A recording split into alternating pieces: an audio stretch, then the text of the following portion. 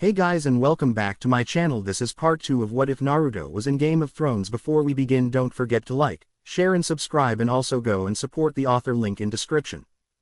Naruto prepared to leave Winterfell with all due haste. Most nobles would have dragged their feet well into the next day and then some, demanding a hunt or perhaps a feast before departure. Most nobles would have bragged and swaggered about hatching a dragon, such as not had been seen in over a century. Most nobles would have exacted heavy obeisance and tribute or worse from the small folk in the surrounding area once they did set out, likewise taking their sweet time returning to the safety of their stronghold. Most nobles would have been dead by nightfall, caught by the king's men. Thankfully, neither Naruto nor Rhaella cared overmuch for pomp and circumstance. Life had beaten it out of them. They were quick and efficient, downright expeditious in their eagerness to depart.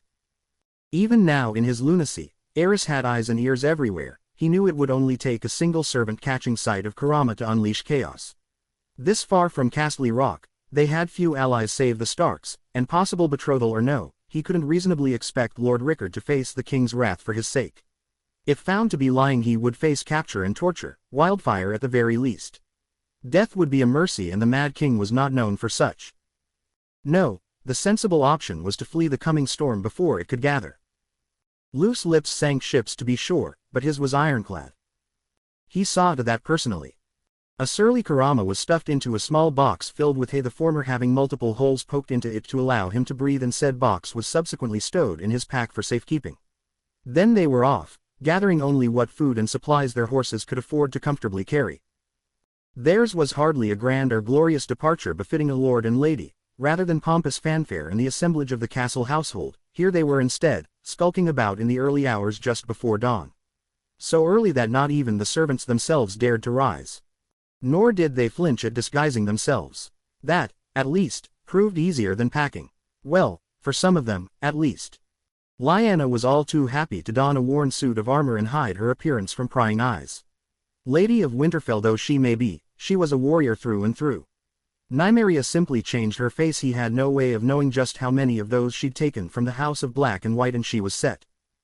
Naruto had a tougher time of it, unwilling to unveil his talents. Here in Winterfell, he found himself forced to rely on more mundane means, ditching his finery in favor of simple peasant attire, run mud through his golden hair to temporarily darken it, and likewise dirty his face. Alas, there could be no concealing the Hound, however. Even without his signature helmet stowed away, the man was simply too large. In the end they threw a hood over his head and called it a day. No one must know that Naruto Lannister and Lyanna Stark were fleeing to Casterly Rock, least of all why. Doubtless they would learn in time, but for now, secrecy was paramount.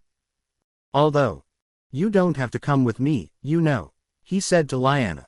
"Yes, I do." The Wild Wolf of Winterfell briefly lifted the visor of her helm to squint at him as she helped him settle the last saddlebag. "Who will keep you out of trouble if not me?" He scoffed at her, incredulous. "You started half the fights we got in." She huffed indignantly, refusing to admit her fault. "Did I, now?" A blonde brow rose. "Remember that brawl with the bear?" "Nonsense. That was all you. You're the one that..." She looked away with a sniffle, and he caught a glimmer of moisture in her eyes before she dashed it against the back of her knuckles. Silly girl, masking her feelings behind that Naruto boyish facade. They had to go, and quickly, but Lyanna was keen on coming with him. "Visit," she said, "just for a little while." He knew she didn't want to let him out of her sight.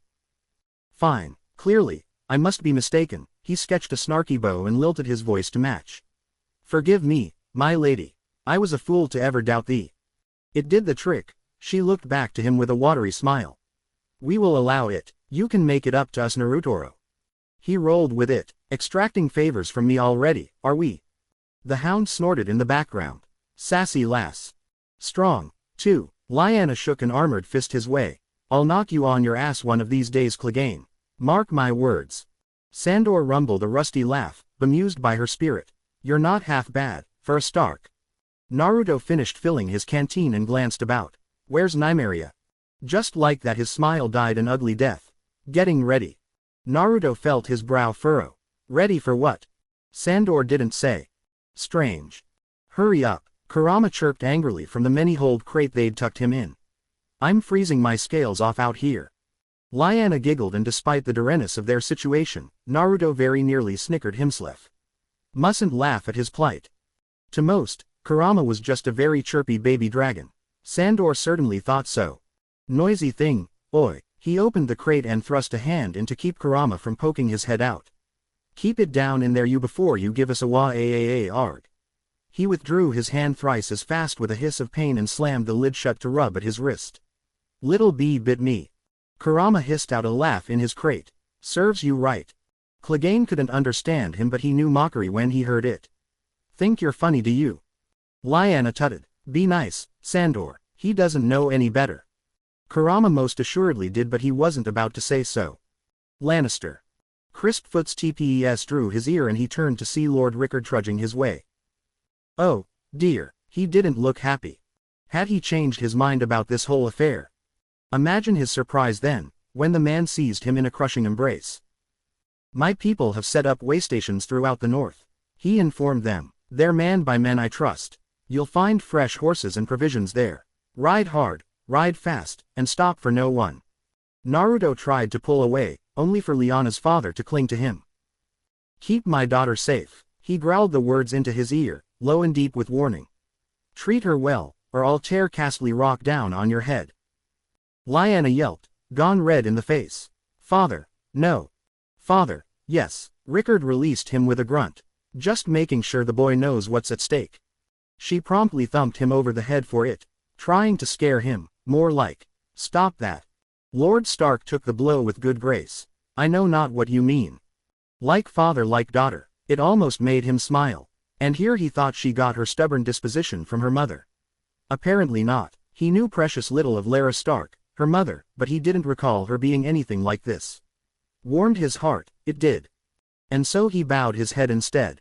I'll keep her safe. A Lannister pays his debts. Debts. The Lord of Winterfell balked a little at that. What debts? You owe me nothing save Lyanna's safety. I disagree. He shook his head. You kept me safe here all these years when you could have just as easily turned me over to the king. I won't forget that. Reaching out, he offered the man his hand in friendship. I wish you good fortune in the war to come. Lord Rickard blanched but a little, bless his stout heart, and gripped his wrist in return. Do you truly think it will come to that? With complete and utter certainty. The Lannisters had taken every step to safeguard against it, but Aerys was bound to overreach sooner rather than later. Thank the gods for Starks and their honor. Any other major house, Tyrell, Tully, Greyjoy, Arryn or the Freys, even the Martells, despite their good relations, couldn't be trusted with something like this. Most would have happily sold him up the river to gain favor with the Mad King. Once upon a time he was sure the Lannisters would have done the same to the Starks, given half a chance. Revenge made for strange bedfellows indeed. That said, Lord Rickard Stark had proven himself a good and honorable man. Likewise, both Brandon and Ned were good boys. He hoped nothing happened to them. In the end, he settled for a small, sad smile. I wouldn't go south anytime soon. Now, then, whirling, he tucked his cloak around him and glanced toward the rapidly brightening horizon. Where in blazes is Nymeria? We need to go. A girl is here. Said Blackfire girl practically appeared at his elbow, startling him. A girl was busy. She looked far too smug for his liking. What were you up to? Hunting for direwolves, she chirruped happily. And, he asked, did you find any? She shrugged. Wolves will come to Winterfell again. Don't pull that prophecy shit. You're not the Red Woman. The little Blackfire managed to look offended, despite her disguise. A girl has never claimed to be. She has simply set events into motion. Care to elaborate? Silence was her answer. She hummed once, hefted her pack, and slung herself onto her horse. Was it his imagination or did that pack move just now? No, enough delays and deliberations, time to leave. Onto their horses they went, just the four of them, ready for their journey. Lord Rickard bid them a brisk farewell, opened the gates himself, and saw them off. A long ride followed. They kept their hoods up or helmet on in Lyanna's case and rode hard throughout the day, unceasingly. When a band of brigands set upon them, they rode right through them, swords swinging. When they passed peasants on the road with a broken cart, they did not stop. When wolves howled in the gloom, they rode harder. Anything could have been one of Aerys, traps or tricks, and they dare not take even the slightest risk. They rode and rode and rode until their horses nearly dropped dead, but they reached the first way station before dusk. By then the sun was nearly set. Naruto didn't fail to notice Nymeria fiddling with her pack as the rest of them made camp, but he was too tired to care. He kept the box holding Kurama close, all too aware of his friend's vulnerability, and fed him scraps of meat to keep him warm. The four of them turned in for the night with only a dim fire to keep them company. Dawn came, and with it, they rode again. On and on they went, south and west, barely speaking a word to one another until finally, what felt like an eternity later. After a terribly long journey fraught with peril, he spied Casterly Rock in the distance. Riders at the gate. Tywin heard the distant shout and closed the ledger he'd been considering. A rare flicker of grim excitement stirred in his chest. He carefully quashed it, stowed his letters, and rose from his desk. He knew this mustn't register on an emotional level. Nathaniel's abrupt return meant a great many things, but there was an order to be upheld and he would not ruin it by rushing down the stairs, tripping and breaking his neck at the worst possible moment. Already he could hear the commotion in the rock, servants bustling hither and yon like headless chickens as they made ready for a feast. That, he would allow.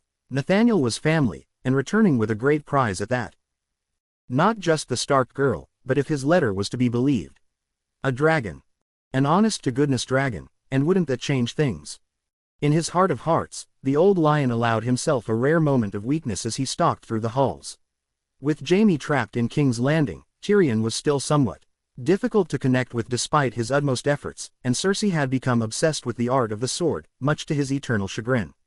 Nathaniel had always been the one to hang off his every word, absorbing every lesson taught like a veritable sponge. He was the centerpiece of his plans, his family, but more than that. It would be good to see him again. He had missed the boy. It had been years. He must be a young man by now.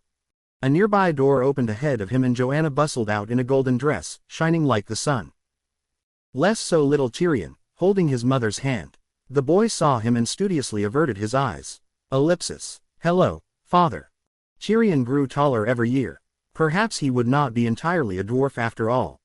And yet, his birth had nearly ripped Joanna away from him. Tywin grunted, unable to muster a proper response. For once, Tyrion didn't sass him. Good. There you are. Joanna saw him, took a hold of his arm with her free hand, and bustled the both of them along. Come, husband, Cersei's already waiting at the gate. Let us welcome our son home. His wife never failed to draw a smile from him, however slight. I suppose we should. It would be a feast fit for a lion. Riders approaching. Lord Rickard heard the distant shout and looked up from his letters. He prayed that the gods were good, that Lyanna had successfully escaped to the Westerlands with Lannister. He prayed for the safety of his boys, so far from home. He prayed that cooler heads would prevail, that war would not come to pass. The door to his inner sanctum burst open in a rush, revealing the maester. One look at He-Man's face told him all he needed to know. Even so, he had to ask, what colors do they bear? Riders, my lord, they bear Targaryen colors. Aerys, already, surely not, unless. Did he truly have eyes and ears everywhere? Rickard Stark exhaled heavily. He had prepared himself this. So be it. He grabbed Ice, ancestral sword of his house, slung it over his shoulder, and stalked down the stairs. Each step brought him closer to his doom. He expected to find Aerys waiting for him in the yard, Kingsguard at the ready to take his head. If that was to be his fate for upholding the dignity and honor of guest right, then so be it. Should this come to a fight, he would not go quietly. Brandon was safe in the Riverlands, Ned in the Vale, and Lyanna could not be reached in the Westerlands. His death here would change nothing. One of his children would inherit Winterfell. And if he perished here, he could finally see his beloved Lara again. How he missed his wife. Rickard Starr walked into that courtyard, prepared to meet his end. Instead, he found himself face to face with the Crown Prince himself, Rhaegar Targaryen. Of the Kingsguard, he saw only one, Esser Barristan Selmy, and a few of the household guard besides. Curious. Lord Stark. The young prince had an affable air about him, yet he found himself tensing in his presence all the same as he dismounted his horse and removed his helmet. Well met. I trust you've been well. Rickard bowed his head as was customary, mind inwardly racing as said prince approached. My prince, forgive me, we did not expect your arrival. Understandable. The prince laughed. My presence here is a rather well-kept secret, isn't that right, Barristan? His guard hummed once noncommittally. I still think this is rather reckless, your grace, even for you. Nonsense. Rhaegar beamed, undaunted. The greatest risk brings the greatest reward. Still smiling, he rounded on Rickard. I came to pay call upon your daughter, the Lady Lyanna. He looked past him, to Winterfell, this eager dragon, wholly ignorant of his own peril. Might she be within? His throat closed and words became a struggle. She is not here, my prince. Rhaegar seemed somewhat crestfallen at that. A pity. May I inquire as to her whereabouts? It galled him to lie, but lie he must, for the truth would see his dear daughter entangled in something far more insidious. I cannot say for certain. She keeps her own hours and goes where she will. She may return in an hour, or a day, for all I know. I see. The prince seemed genuinely crestfallen. Another time then, although, he paused, seemed to consider something, chewed on the words for a moment more, before sighing. Tell me, Lord Stark, are you at all familiar with the Song of Ice and Fire? Lord Rickard blinked, somewhat taken aback. I cannot say that I am, my prince. Then please, give your daughter this when next you see her. He withdrew a small scroll sealed in wax and offered it to him. The very fate of Westeros itself may depend upon it. Tossing his head, he flicked a stray strand of pale hair behind his ear. I shall be resting at a nearby inn should you wish to pay call upon me. I will remain here for 3 days. Should you find your daughter before then, please, send her to me. Yes, of course. Rickard paid his courtesies, but they were numb and distant, perfectly polite, giving nothing away, until the prince finally deigned to depart. He watched him go with something akin to relief. Rhaegar may well be better a man than his sire. But he might not. Aerys was sane once. Who was to say the son would not follow the father into madness? Chin lifted and back straight, he watched the crown and his host ride away into the distance. He counted the moments of their passing, one by one. Only once he was certain he'd gone did he dare react. His gloved fist thumped against the wall. Blast it all. Lyanna would have to hide in the Westerlands a while longer. He would never, ever give his daughter to the dragon. His fate didn't matter. He would sooner die in fire. Lyanna must live. The gates of Casterly Rock remained closed to them. Naruto was rather glad they did. He'd be a bit concerned if the guards let anyone claiming to be royalty waltz through. Unfortunately, that presented their little group with a bit of a conundrum. It had been years, nearly a decade, since he'd last set foot in this place, and at present, the guards weren't terribly keen on obliging him. Not at all surprising, given he didn't look like the lord he'd been when he first left these gates. At present, their little quartet was filthy from a long hard ride, covered in dirt, and in need of a good long bath. He was sure they smelled even worse.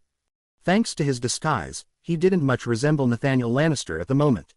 Nor did Lyanna look like herself. She had long since shed her unwieldy helmet and armor in favor of plain peasant garb and wrapped up her long dark hair behind a worn bandana. Likewise few knew Nymeria, which was undoubtedly a good thing given her many faces, meaning she could hardly shed her disguise and reveal her true face before them as a Blackfire. Not that she would, mind you. She'd only ever shown her true face to him and him alone. The Hound alone was impossible to miss, but his face was supposed to be horribly burned, which and only a select few knew he'd been healed, so of course, the guards thought Clegane was an imposter. So, yes. Much problems. And they were all his. For the last time, he pinched the bridge of his nose in a vain attempt to stifle the rising urge to commit murder upon these loyal men of House Lannister. We are expected here. He even took the risk of pulling down his hood to reveal his dirty face and muddy hair in the vain hope he wouldn't have to blow his cover wide open. If you'd just send someone to the keep and ask for Lord Tywin. The Lannister guards remained stubborn, but the taller of the two made the mistake of opening his fool mouth. Don't know no Lord Tywin here. Shove off, boy. Must not kill. These were good men, loyal, too. Perhaps a bit too obtuse for his liking. It had taken them the better part of a month to make it here, and the journey had taken its toll. He just wanted a nice long bath, somewhere safe to stoke Arama, and a nice long nap. Alas, that didn't seem to be in the cards today. We're sodding hungry, Clegane growled, low and deep in his throat. Let us in before I bash your brains out. Nymeria clicked her tongue and laid a hand upon her belt knife. Not if a girl does stabs them first. Lyanna lifted her chin and held her tongue. Bless her, yet her glare, well. Pure Stark, that one. He hadn't wanted it to come to this, but if they had to force their way through. What is the meaning of this? The guards jolted and turned to face the gate, which promptly creaked open for the newcomer. A grin split Naruto's face, because he knew that voice. Even after the better part of a decade, it was intrinsically carved into his mind. Tywin Lannister was much as he remembered. He didn't think much of anything could ever change his father. A bit leaner perhaps, a little less hair, but relatively unchanged. It was good to have a constant in life. Father, meanwhile, recognized him at once. He could tell. A single glance was all it took, a mere narrowing of the eyes conveyed words unspoken. Even with the years that had passed, all the dirt on his face, and the mud to hide his golden hair, a father always knew his son. Naturally, he couldn't acknowledge him here directly. If he did, gossip would flow freely and reach Lannisport by sundown. Why was Nathaniel Lannister sneaking home covered in mud? Why had he disguised himself? Who were his strange companions? Word would spread inevitably. It always did. There could be no helping that, but it was paramount that they control the flow of information as long as possible. And so they perpetuated the charade. My lord, one of the guards tried to rally. We weren't expecting you. Evidently not, he grunted. Why have you not let these four in as I instructed? Silence reigned. Tywin scoffed into it. Are we so well manned that we can afford to discard able young bodies and skilled laborers? He leaned forward, looming, causing the shorter of the two guards to flinch. I thought not. He looked back to them, not quite able to hide his pride. I imagine it was quite difficult to travel so far, so quickly. Well done. Naruto knelt, and the Hound and Nymeria with him, as would be expected of peasants. Lyanna, proud, stubborn Lyanna was a heartbeat too slow. The taller guard drew his blade and thrust it at her, trying to reclaim some small scrap of dignity. Kneel, boy, or I'll carve your lungs out. You'll do no such thing. Tywin tutted, looking to Lyanna. This one's a girl, you idiot. She bowed her head in quiet acknowledgement, unable to hide a smile. Dressed as a boy, I see. Tywin considered her for a long moment, mildly amused by the charade. Why? Lyanna played the part well, lifting her chin but a little. Safer to travel this way, my lord. Smart. He turned a glare on the guards. More than I can say for this lot. Come. Without so much as another word, he turned, clasped both hands behind his back, and walked away. The command invitation proved pointedly clear. Naruto sprang to his feet and followed after his father, Lyanna only a heartbeat behind, and the Hound and Nymeria closer still. Kurama shifted restlessly in his pack, not best pleased with his new box. My apologies, Tywin murmured once he was certain they were out of earshot. We cannot be too careful. He shrugged a shoulder. Loose lips sink ships. Indeed they do. Wait, was that a hint of a smile upon Tywin's face just now? No, surely not, had he imagined it. Planting a hand between his back, his lord father guided him up to the sloping path to the castle and into the main keep proper. A few servants glanced their way, but none said a word. And why would they? They were well and truly loyal for the most part. None here would dare betray him to the Mad King. Doubtlessly he'd learn of his return to Casterly Rock sooner or later, but that didn't mean they had to make things easy for him now, did they? In short order he was bustled into a side room, where a servant offered him a bucket of water and a clean cloth to wash his face and clean the mud from his hair. It was no bath, but it would suffice for now. He demanded the same treatment for the rest of his companions, to their great delight. Clean clothes were laid out for him and Lyanna in the signature colors of House Lannister, naturally in short order the two of them were soon dressed as befit their station once more. Lady Stark looked rather nice in that red dress.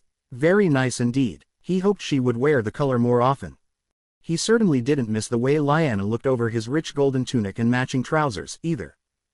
Thus refreshed and with Kurama's box tucked securely in his pack their little entourage emerged.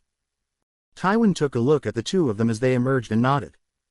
It was just the once, and his words likewise. Better. More than enough.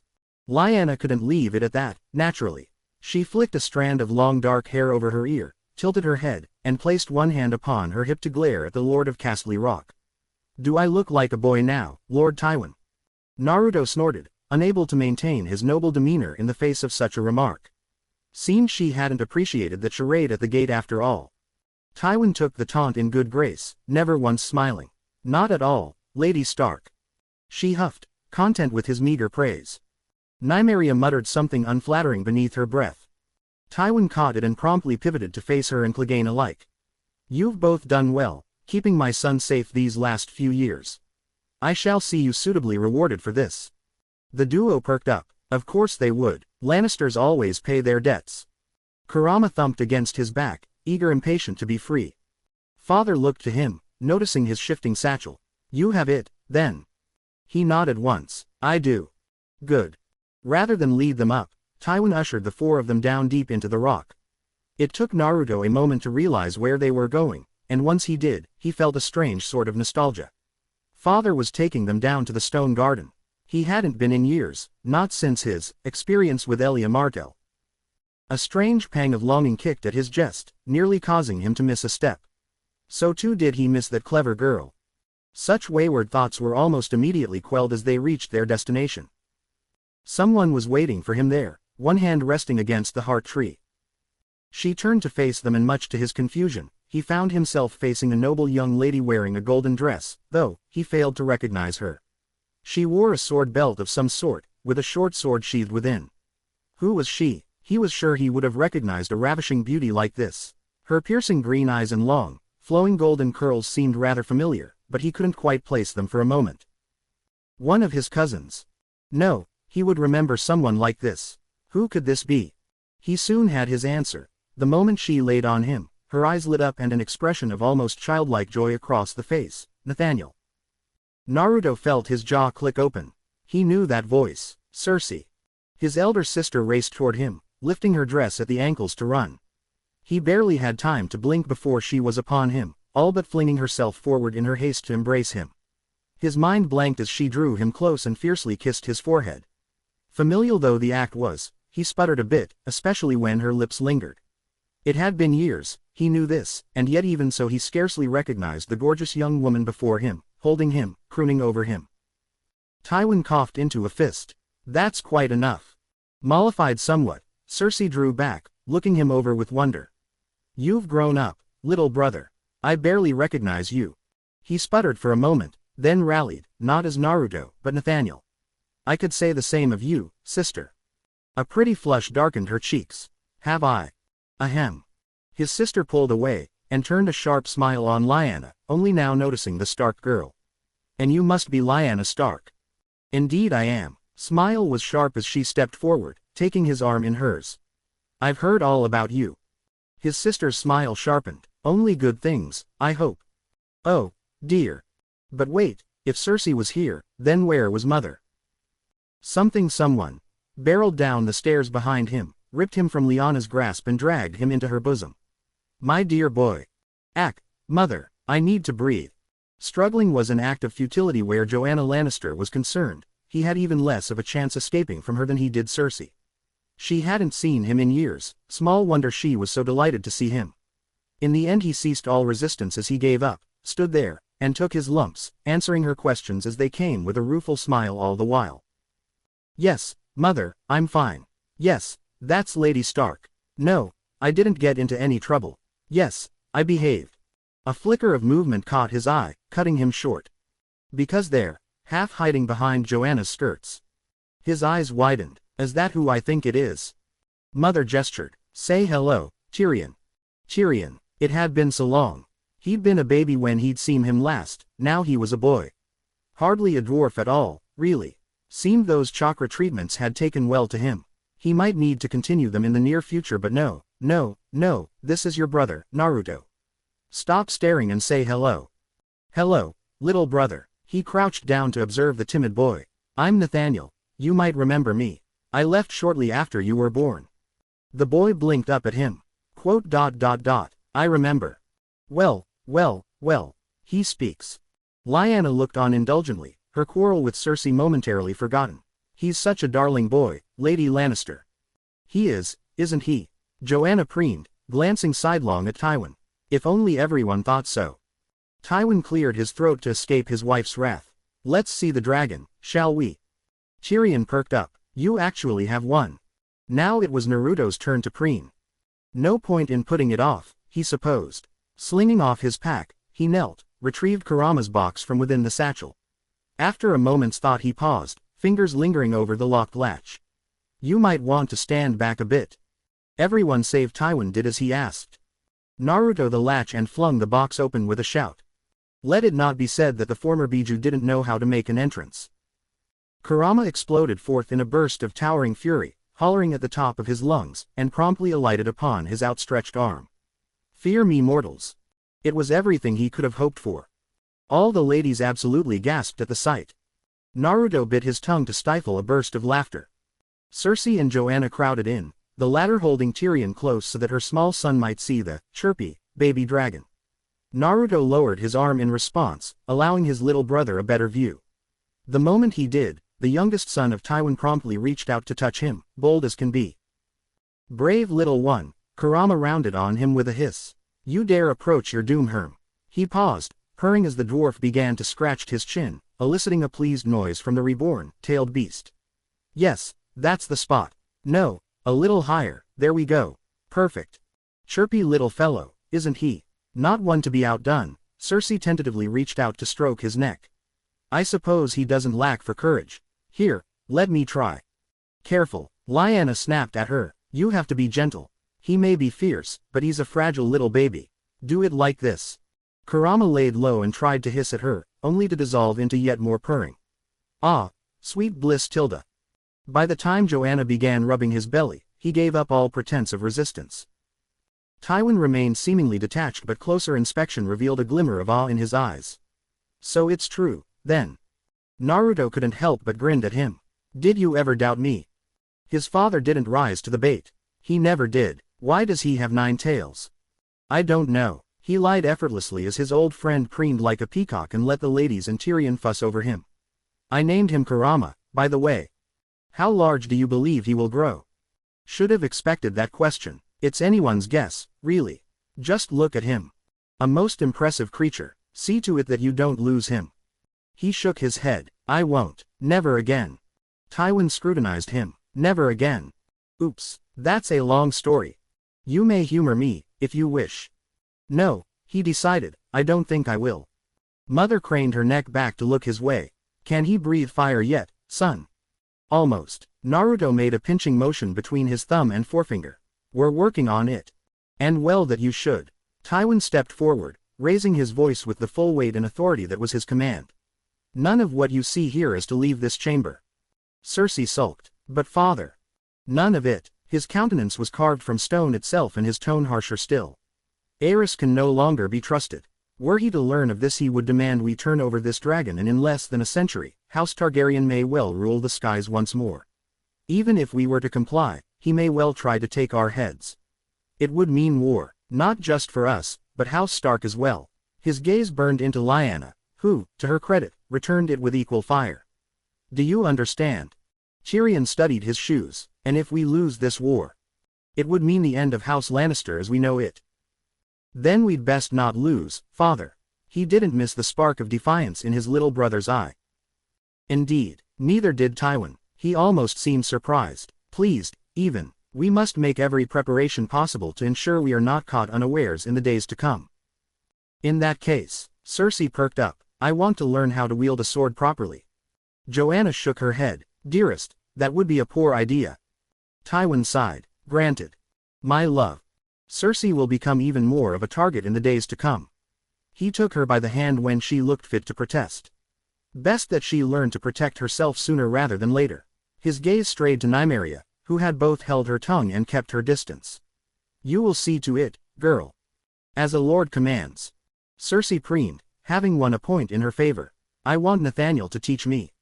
Lyanna perked up, smile sharp. "I'd be delighted to do it myself.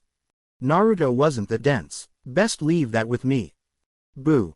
Tywin nodded once. "Then we are in agreement." Naruto whistled, capturing Kurama's attention where he lay. His old friend hopped onto his shoulder, spread his tiny wings, and roared triumphantly. "Let us begin." Tyrion crept into the stone garden. The night was dark and full of terrors for him at least. He was just a child after all as he snuck down to the steps to the godswood below. Granted, most of his fear was due to father's fearsome guards. Tywin Lannister had selected no less than 4 of them. 2 would man the entrance, and 2 more would watch the exit. They were big, burly fellows, and they did their work well. The quartet always stared silently at him whenever he came and went, never once faltering in their silent vigil. He supposed that was all they could do these days, given the loss of their tongues. The Dragon Guard, Nathaniel called them, in his more affable moments. Father wasn't taking any chances here. He paid his debts.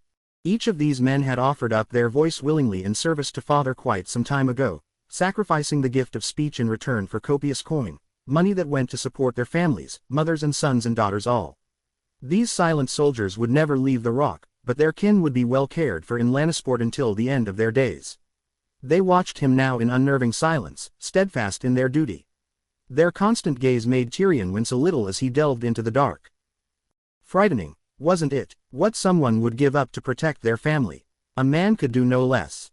His family knew sacrifice. Father and mother forfeited their time with one another to hold the Westerlands together, protecting their vassals against an increasingly mad king. Jaime, volunteering to be a Kingsguard to keep said king at bay. Nathaniel, shipped off to Winterfell for the better part of a decade, only recently returned with the lady of the castle herself, who might one day become his bride.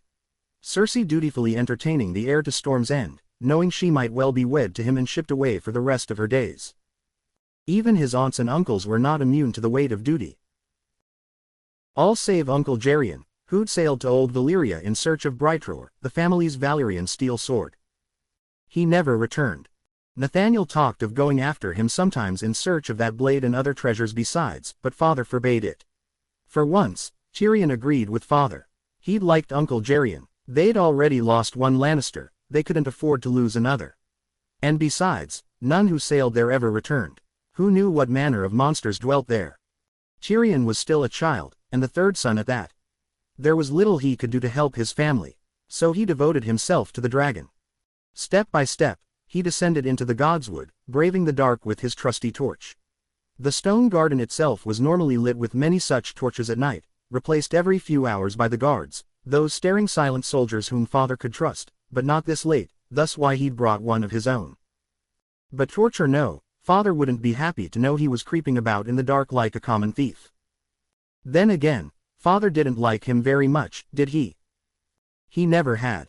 Tyrion knew why, of course. Mother and Cersei had done their level best to hide it from him, but it was merely a matter of asking the maester and listening to the occasional bit of gossip about the rock. He'd been horrified to learn the dire circumstances of his birth, and what it nearly cost the family. He'd nearly killed mother to come into this world. If not for Nathaniel's timely intervention, Joanna Lannister would be dead. Father would never forgive him for that. Tyrion didn't blame him. He wouldn't have forgiven himself either. Yes, understood his reasoning. He didn't like it, but he understood. The knowledge had pained him at first, but time dulled all aches.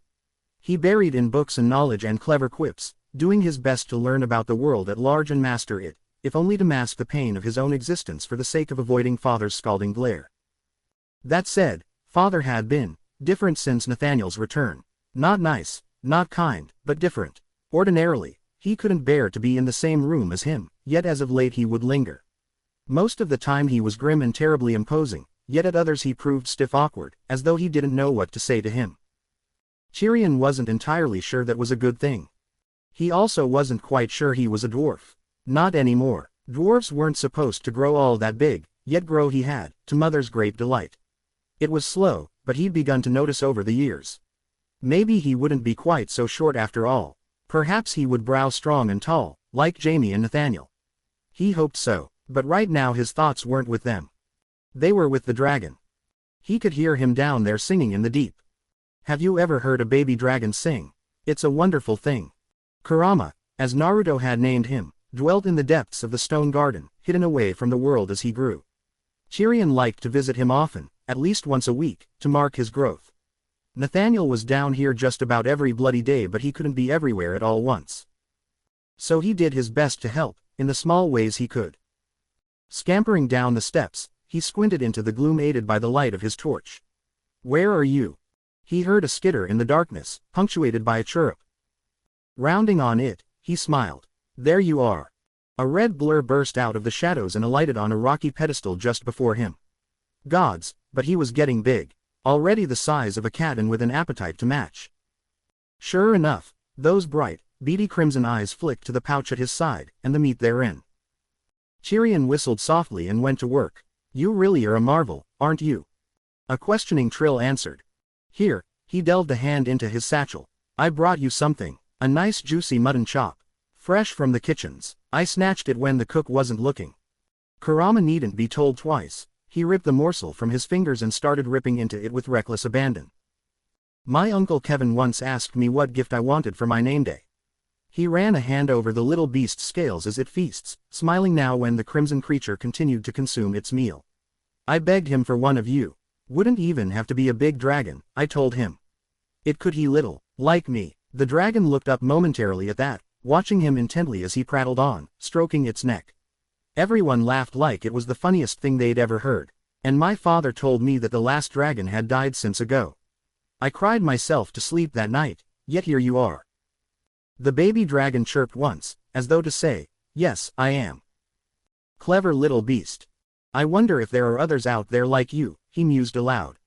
Dragons, frozen in stone, just waiting to be born. 8 of the dragon's 9 tails twitched. Tyrion noticed. That really was a curious thing. He supposed they functioned as prehensile appendages. He'd seen Kurama use them as leverage to latch onto limbs and perches before, but he sensed there was something more significant at play here. What, exactly, he knew not, but there was certainly something to be said about a dragon having 9 tails. Sometimes he dreamed he was a dragon himself. At other times, that he'd become a giant. He supposed they were better than Lyanna's wolf dreams. I'd very much like to ride a dragon someday. Laying his torch down, he considered his brother's dragon anew. I don't suppose you'll let me on your back when you grow bigger. The dragon watched him intently. Was it his imagination or did the little bugger nod just now? No, surely not. Dragons were intelligent creatures, but they weren't that intelligent surely. Or were they? Setting one fist to his chin, he considered the wonder before him. Can you breathe fire yet, I wonder? Kurama regarded him archly, horned head tilting in mild consternation. Remarkable that it could convey so much with a single glance. Tyrion knew the word he wanted to say. God's new Lady Lyanna, she would be Big Sister Lyanna soon. He supposed used it plenty of times to evoke a reaction from the dragon. He'd longed to speak them himself, when it was just the two of them. On a whim, he tried to pronounce the word in question. Instead, he mangled it horribly. Dracarys. The hatchling reared back and made an offended noise. Tyrion blew out a sigh, disappointed beyond measure. Yes, yes, of course. You'll breathe fire when you're good and ready. Without warning, Kurama inhaled deeply, whirled and spat at the ruined remnants of his meal, bathing the cavern in a ruddy red glow. His flames were strange. All red and gold fire. They devoured the mutton chop, roasting it from without and within. In a matter of moment the meat was well done, to which the baby dragon dove in with relish. Come the end, Tyrion was left to watch, here still beating rapidly from that near encounter. And yet, for all his fear, he'd noticed something. Kurama's fire was the very colors of House Lannister itself. And with that, Tyrion began to laugh. This felt like destiny. 0.0.0.0. Are we sure this is a wise course of action? Tywin polished off the last of his letter and looked up from his writing desk. He wasn't surprised to find Joanna waiting for him there, standing by the hearth. Framed in the flickering firelight with her back to him, he nevertheless glimpsed the side of her face just so. Those bright green eyes almost seemed to glow with concern, match her golden gown. And still she gazed into the flames, as though trying to divine the secrets of the universe therein. Such a strange thing, fire. He could understand why the Targaryens were fascinated by it. But they were Lannisters. They had a higher calling. Surely she realized that. As what wise? He inquired of her. She flicked a cross look his way. Do not play games with me, husband. You know of what I speak. Tywin fought down a rueful sigh, unable to rouse his temper against Joanna. She was his wife, his life, the one thing that kept him from strife. Should she ever die, then the best parts of him would surely perish as well. Which was the very reason he was avoiding her ire this evening. Rather than retort, he looked back to his letter, deemed it ready, and sealed it accordingly with a bit of red wax and his signet ring. This one would go to Dorne, and by definition, the Martells. He needed to be certain the crown wasn't courting them. Certainly not Elia Martell. Apparently she'd rebuffed Rhaegar once already. If young Aberon's letter was to be believed, his sister had used a great many hard words and sent the young dragon home with his tail between his legs. Oh yes, he was well aware of the crown prince's movements. Such a shame he'd failed to find Lyanna Stark in Winterfell as well. Truly a pity. Aerys was mad, not a prophecy-stricken fool, unlike his son. He'd realize what was happening sooner or later. But for now, yes, this did put a smile on his face. Tywin. Right, Joanna, mustn't lose focus. His beloved wife had crossed the room at some point and planted both hands on his writing desk. Now she glared at them. You cannot send Tyrion to foster in Highgarden. Would you rather I send him to the Vale? 2 of the young Stark boys are already there. She slammed a palm down. I would prefer you send him nowhere at all. Ah, and so they circled back to this again. What would you have me do? Drawing himself back, he sat up in his chair and met her stare evenly. Keep him here. We need to establish connections, and both the Arryns and the Tyrells each have large armies to field in the war to come. And both are loyal to the Targaryens. She bit back. You do not care for armies, husband. You simply want Tyrion gone from your sight. Tywin clicked his tongue and fought down a wince. You delude yourself. Joanna stared. She stared hard. Tell me I'm wrong. His face closed down. He nearly killed you. Joanna tilted her head just so. Yet here I stand. He scowled at her. You're not a Mormont. Don't use their words. Would you rather hear me roar, then? A rare flash of ire danced in her eyes. I'm quite capable of raising my voice when it suits me, as you well know. Bloody relentless woman, she'd be the death of him someday. He just knew it. But for now. He slumped with a sigh. That will not be necessary. He shall remain here, if that is your wish. Triumph gleamed in her eyes, hot and heady, naturally, like any true lioness, she pressed her advantage. Tyrion is your son, my love. His mind is focused, his will strong, and his tongue sharp. He's much like you, even if you do not wish to see it. Did she think him blind? Of course he saw it. Tyrion's wit was undeniable. When faced with any problem, he always came up with the most remarkable solutions, even if they were sometimes unconventional. Such was why he'd put him in charge of Casterly Rock's sewers even at such a young age. He was smart. In time, the boy might be even more brilliant than Nathaniel. And yet, he could not bring himself to acknowledge the boy. Some small part of him wanted to, but then he remembered the blood, Joanna's screams, the sight of her slipping away as the light dimmed in her eyes. He turned away with a pained noise, unable to countenance it. Let us speak no more of this tonight. Joanna remained relentless. And what of Nathaniel, then? Surely you don't intend to send him far afield once more. I do not.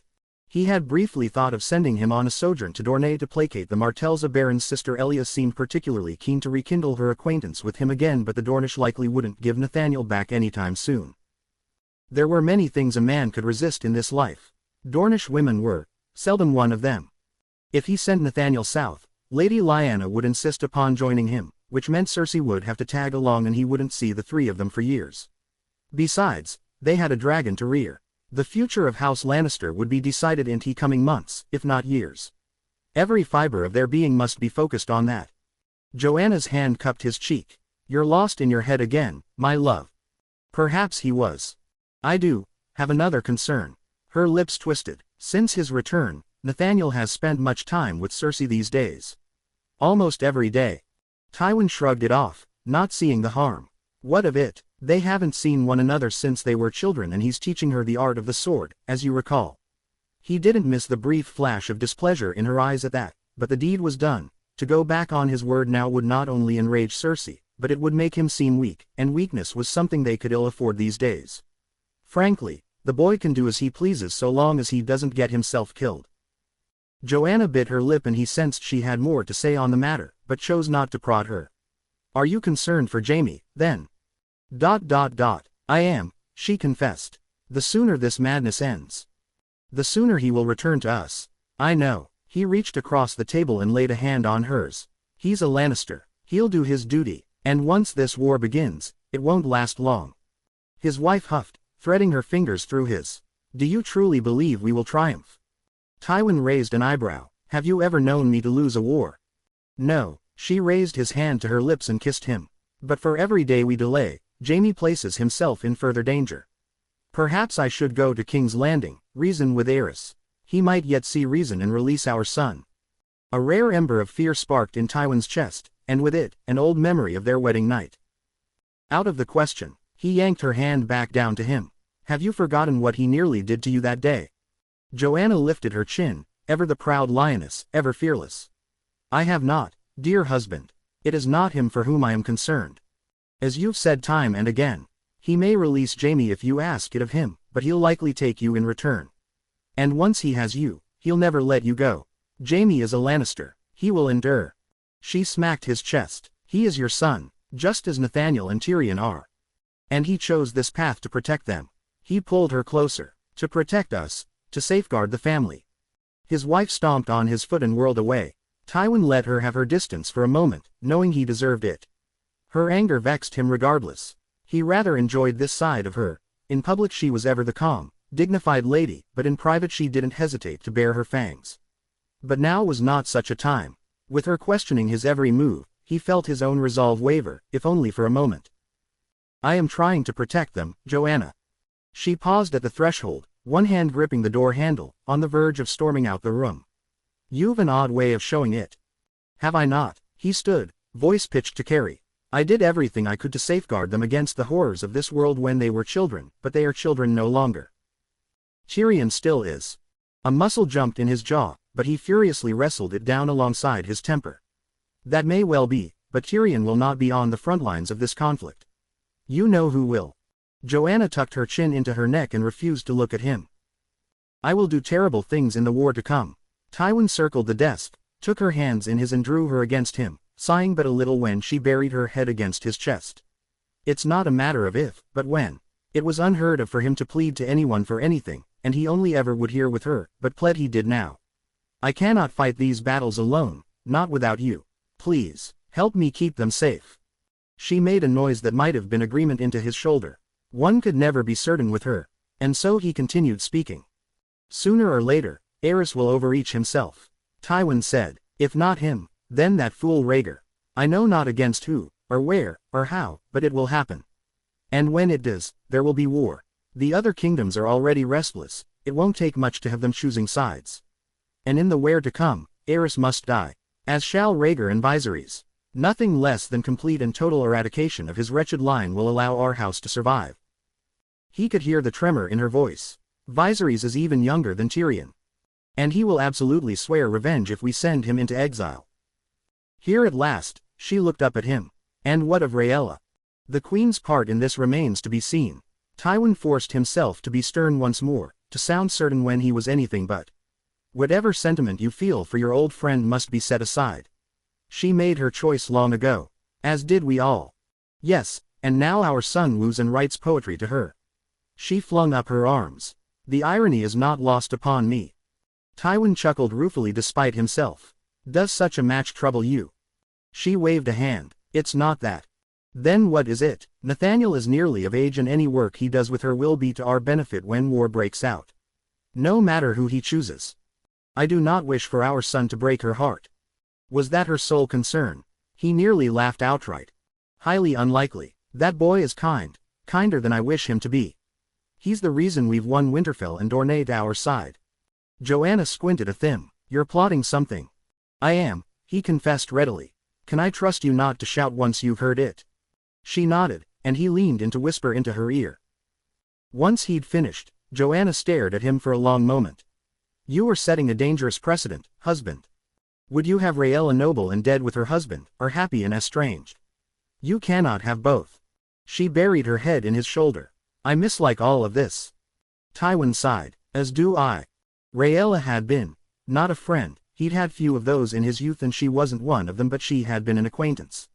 He had known her, might have married her, had. Now he pitied her all the same. But he would never admit it. Once, shortly after he'd seen the first signs of Aerys, madness beginning to boil, he had suggested she take ship to Essos with her son, or perhaps further still, to the Shadowlands of Ashai. Aerys was many things, but a suitable match for he was not. Rhaella ignored him back then. And now look what came of it. A mad king sat the throne, his son deluded by prophecies, the realm riven by chaos. He had warned her, blast it all, he'd warned her. But she hadn't heeded his advice. That his second son had chosen to communicate with Rhaella wasn't lost on him. 7 hells, in another time, another life, perhaps he would have married her himself and brought her home to Casterly Rock. Perhaps, he could have saved her. But he'd always loved Joanna first and foremost. And so he had left Rhaella Targaryen to fend for herself, watching from afar as she diminished amidst that pit of vipers, became weaker, lesser, was forced to bear a son against her will. Perhaps it could have been different. Perhaps his son could do what he had not. Perhaps young Nathaniel could free this broken dragon from her cage. Perhaps. .0.0.0. Rhaella Targaryen opened her eyes and found herself enshrouded in mist. That couldn't be right. She remembered despairing for the lack of letters as of late before throwing on her favorite blue silk nightgown and laying down to sleep in her chambers. Yes, she could recall that much. She'd fallen asleep in the Red Keep, just as she always had. In her bed. Not wherever here was. Long blades of damp grass tickled her pale cheek was she outside, and tickled her toes, further rousing her to wakefulness.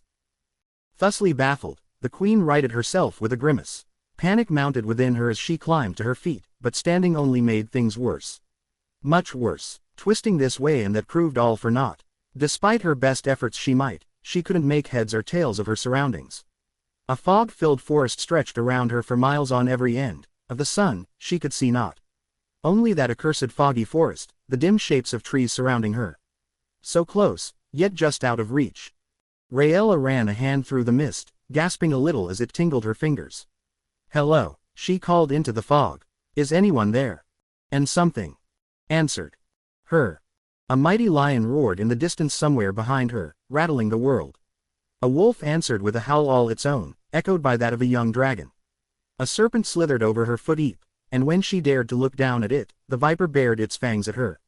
It was that which finally compelled the Dragon Queen to act, kicking the snake away and throwing herself at what she could only assume was the relative safety of the trees. Choking down her panic, she darted forward, flinging herself against the bark. Naturally her first instinct was to climb to safety, but try as she might, she couldn't find purchase against the tree. She soon saw why. Before her very eyes some small semblance of the mist cleared, allowing her to see that which she clung at. Pale of bark, a mighty face carved into the center, long branches straining toward the sky, leaves of blood red falling from the heavens. Belatedly, she realized what it was. This was a weirwood tree. Panic bleated in her mind, hot and heady. Where was she? What was this? Be this some manner of a waking dream? Or a nightmare? Perhaps a. Dreams are strange things, aren't they? Rhaella shrieked and nearly jumped clear out of her skin. Flailing in the fog, she pivoted one heel, seeking the speaker. What is this? Who are you? Show yourself. A slim silhouette appeared. No need to shout. As she looked on aghast, a young man emerged from the mist, clad in a golden doublet with long red riding breeches and black boots. His eyes were bright and piercing, his hair the color of spun gold, and yet for all the power and charisma he exuded, his smile was unusually kind. She hadn't laid eye on him all her life, yet something in her heart sang at the sight of him. Who are you? You know me. She'd never heard his voice before in all her life, yet somehow his words sent a shiver through her all the same. I've been writing to you for a while now, guiding you. Her heart hitched beneath her breasts. I do not know you, Esser. Yes, you do. The blonde laughed softly, it was a rich, resonant rumble. You know me, he repeated, drawling the last word. We're old friends now. Are we? She squinted him. We haven't met. Oh, but we have, just not in person. He winked once her way, paused, frowned now as his body flickered, like some insubstantial ghost gone come morning light. Blasted jutsu, he muttered under his breath. I wish I could reach further with this darn thing, but this only seems to function for those I have a close bond with. Counting down on his fingers, he shook his head. And even there's the matter of distance. Doing this is actually pretty draining. Forget about Dorne, I could barely reach you in King's Landing. He was rambling, yet something his voice calmed her. Tell me your name, good sir. There's no need to. The bemused blonde shook his head, and for a moment his voice lapsed into something more. You already know who I am. All this trouble was worth it to finally see your face. I've never put this much effort into talking to someone before, and yet here I am, moving heaven and earth for you. His head tilted just so, a bitter smile crossed his pale face. Don't you think that's weirdly fucked up? Her heart hitched. This couldn't be her paramour. Surely not. Clasping her hands together before her stomach, Rhaella lifted her chin and stared him down. Tell me something then, something only he would know. A blonde brow rose. Going to make me repeat what I wrote to you, now. She stared at him, lips trembling, not daring to move. For some reason, that amused him. He did it. Crossing both arms before his chest, her strange dream friend casually recited every single thing he'd ever written to her over the years, word for wicked word, until her face burned from shame.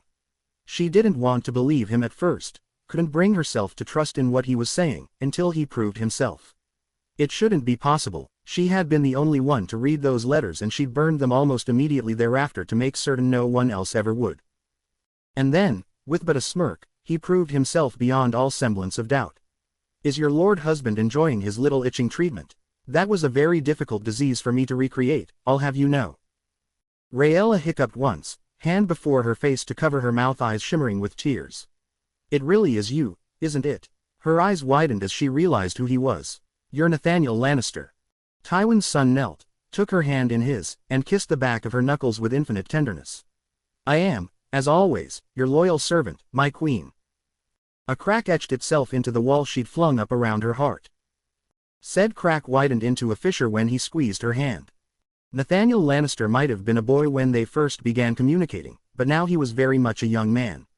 All to the better, she needn't feel as though she were robbing the proverbial cradle. More than that, he'd not made a single demand of her, yet. He simply knelt there, holding her hand, rubbing the back of her fingers in quiet comfort. Such a kind and gentle gesture. Somehow that hurt her worse than any words could. She felt her eyes begin to water, and sniffled, as she hadn't since she was a little girl. How is this possible? Now you're asking the right questions. The Lannister lord chuckled at that. It was a surprisingly boyish sound as he released her hand. Why so soon? And climbed to his feet. As to your answer, it took a week of preparation, a bit of weirwood, and no small amount of my own blood and chakra. He cast a glance for their misty surroundings and adopted a grin once more. It took multiple tries, but I suppose 9th time is the charm. That wasn't how the saying went at all. It felt like he was hiding something from her. Chakra, is that some manner of magic? He beamed. Of a sort. Impossible. She shook her head, violet eyes blinking, pale hair swaying. Magic is long gone from this world. It was, but no longer. He smiled. I thought it time we had a meeting face to face. In the flesh. He looked down at himself ruefully. Well, not quite. Semantics. She drew in a shuddering breath. This is a dream. None of this is real. Do not mock me. You're right, it is a dream, ya know. Nathaniel bobbed his head in sage agreement, confusing her even more. One we're both having at this very moment. And it's very real. Aerys can't see you here, he can't touch you here, and most importantly, he can't hurt you here. Rhaella touched a hand to her throat, swallowing a sob ever so softly. Aerys hasn't touched me in years. I've been drugging his meals. Really? Nathaniel beamed, delighted by her confession. Good on you. You didn't mention that in your letters. No, she had not. It was something she'd held onto, just in case. She must be certain of his intent. How do you do it? He asked. Milk of the poppy, she confessed. Varys helps, on occasion. Nathaniel's brow shot into his hair. The spider. I wasn't aware he disliked Aerys. Her lips twitched, recalling the eunuch's instructions. Continue your correspondence. That was all. No sinister scheme, no perilous plan, simply continue speaking with the young lion and determine whether he was suitable. Suitable for what? The spider would not say. Rhaella had an inkling. He despises him. The admittance lifted a burden from her heart. I believe many of us do. Aerys has lost a great many friends at court as of late. Nathaniel hummed and thumbed his chin. And Rhaegar. The son who had been forced upon her against her consent, just like Viserys. The son who thought himself the prince who was promised, the chosen one meant to unite the realm. The son who had rode north to seek a Stark, only to return despondent. The very same son who even now was like to do something foolish and get the lot of them killed. Rhaella lifted her chin. I do not wish to speak of him. The Lannister lord nodded once in understanding. Then we won't. And there it was, more proof provided, another unspoken test passed. An impostor would have claimed he knew about her drugging the Mad King's meals, the spider and more, all to earn her favor and worm his way into her graces. Nathaniel Lannister merely shrugged and congratulated her for doing what she must to defend herself. If she hadn't been sure before, she was now. Perhaps the young lion saw her fear, maybe he simply had a keen eye. Regardless, he stepped closer to her. It's all right, you're safe here, no one can harm you. Safe. Nowhere was safe. Even here in this strange place she didn't feel entirely secure. She whimpered. Don't do that, don't give me hope. Her lion granted her a small, sad smile. I'm sorry I couldn't bring it to you sooner. Hope was such a strange thing, wasn't it? Harder than diamond, yet more fragile than dragonglass. With just a little bit of hope, the last of Rhaella's walls came tumbling down. She began to weep. My lion. Her body betrayed her wholeheartedly and raced forward to drag him into her embrace. To his credit, Nathaniel didn't resist, only rocking back a bit on his heels as she crushed his body to hers, nearly burying his face in her bosom in her haste to get at him. Muted laughter was muffled into her shoulder. Hugs are nice, aren't they? Hugs were very nice indeed, but she craved more than that. She wanted very much to kiss him, but she was afraid. This was their first time meeting, and only in a dream. He might not feel the same. He might care for her the way she had come to care for him. What if she had read the signs wrong? What if she was mistaken? What if everything went wrong? No. She couldn't. Rhaella absolutely did not dare, if only because her heart would shatter if she was wrong.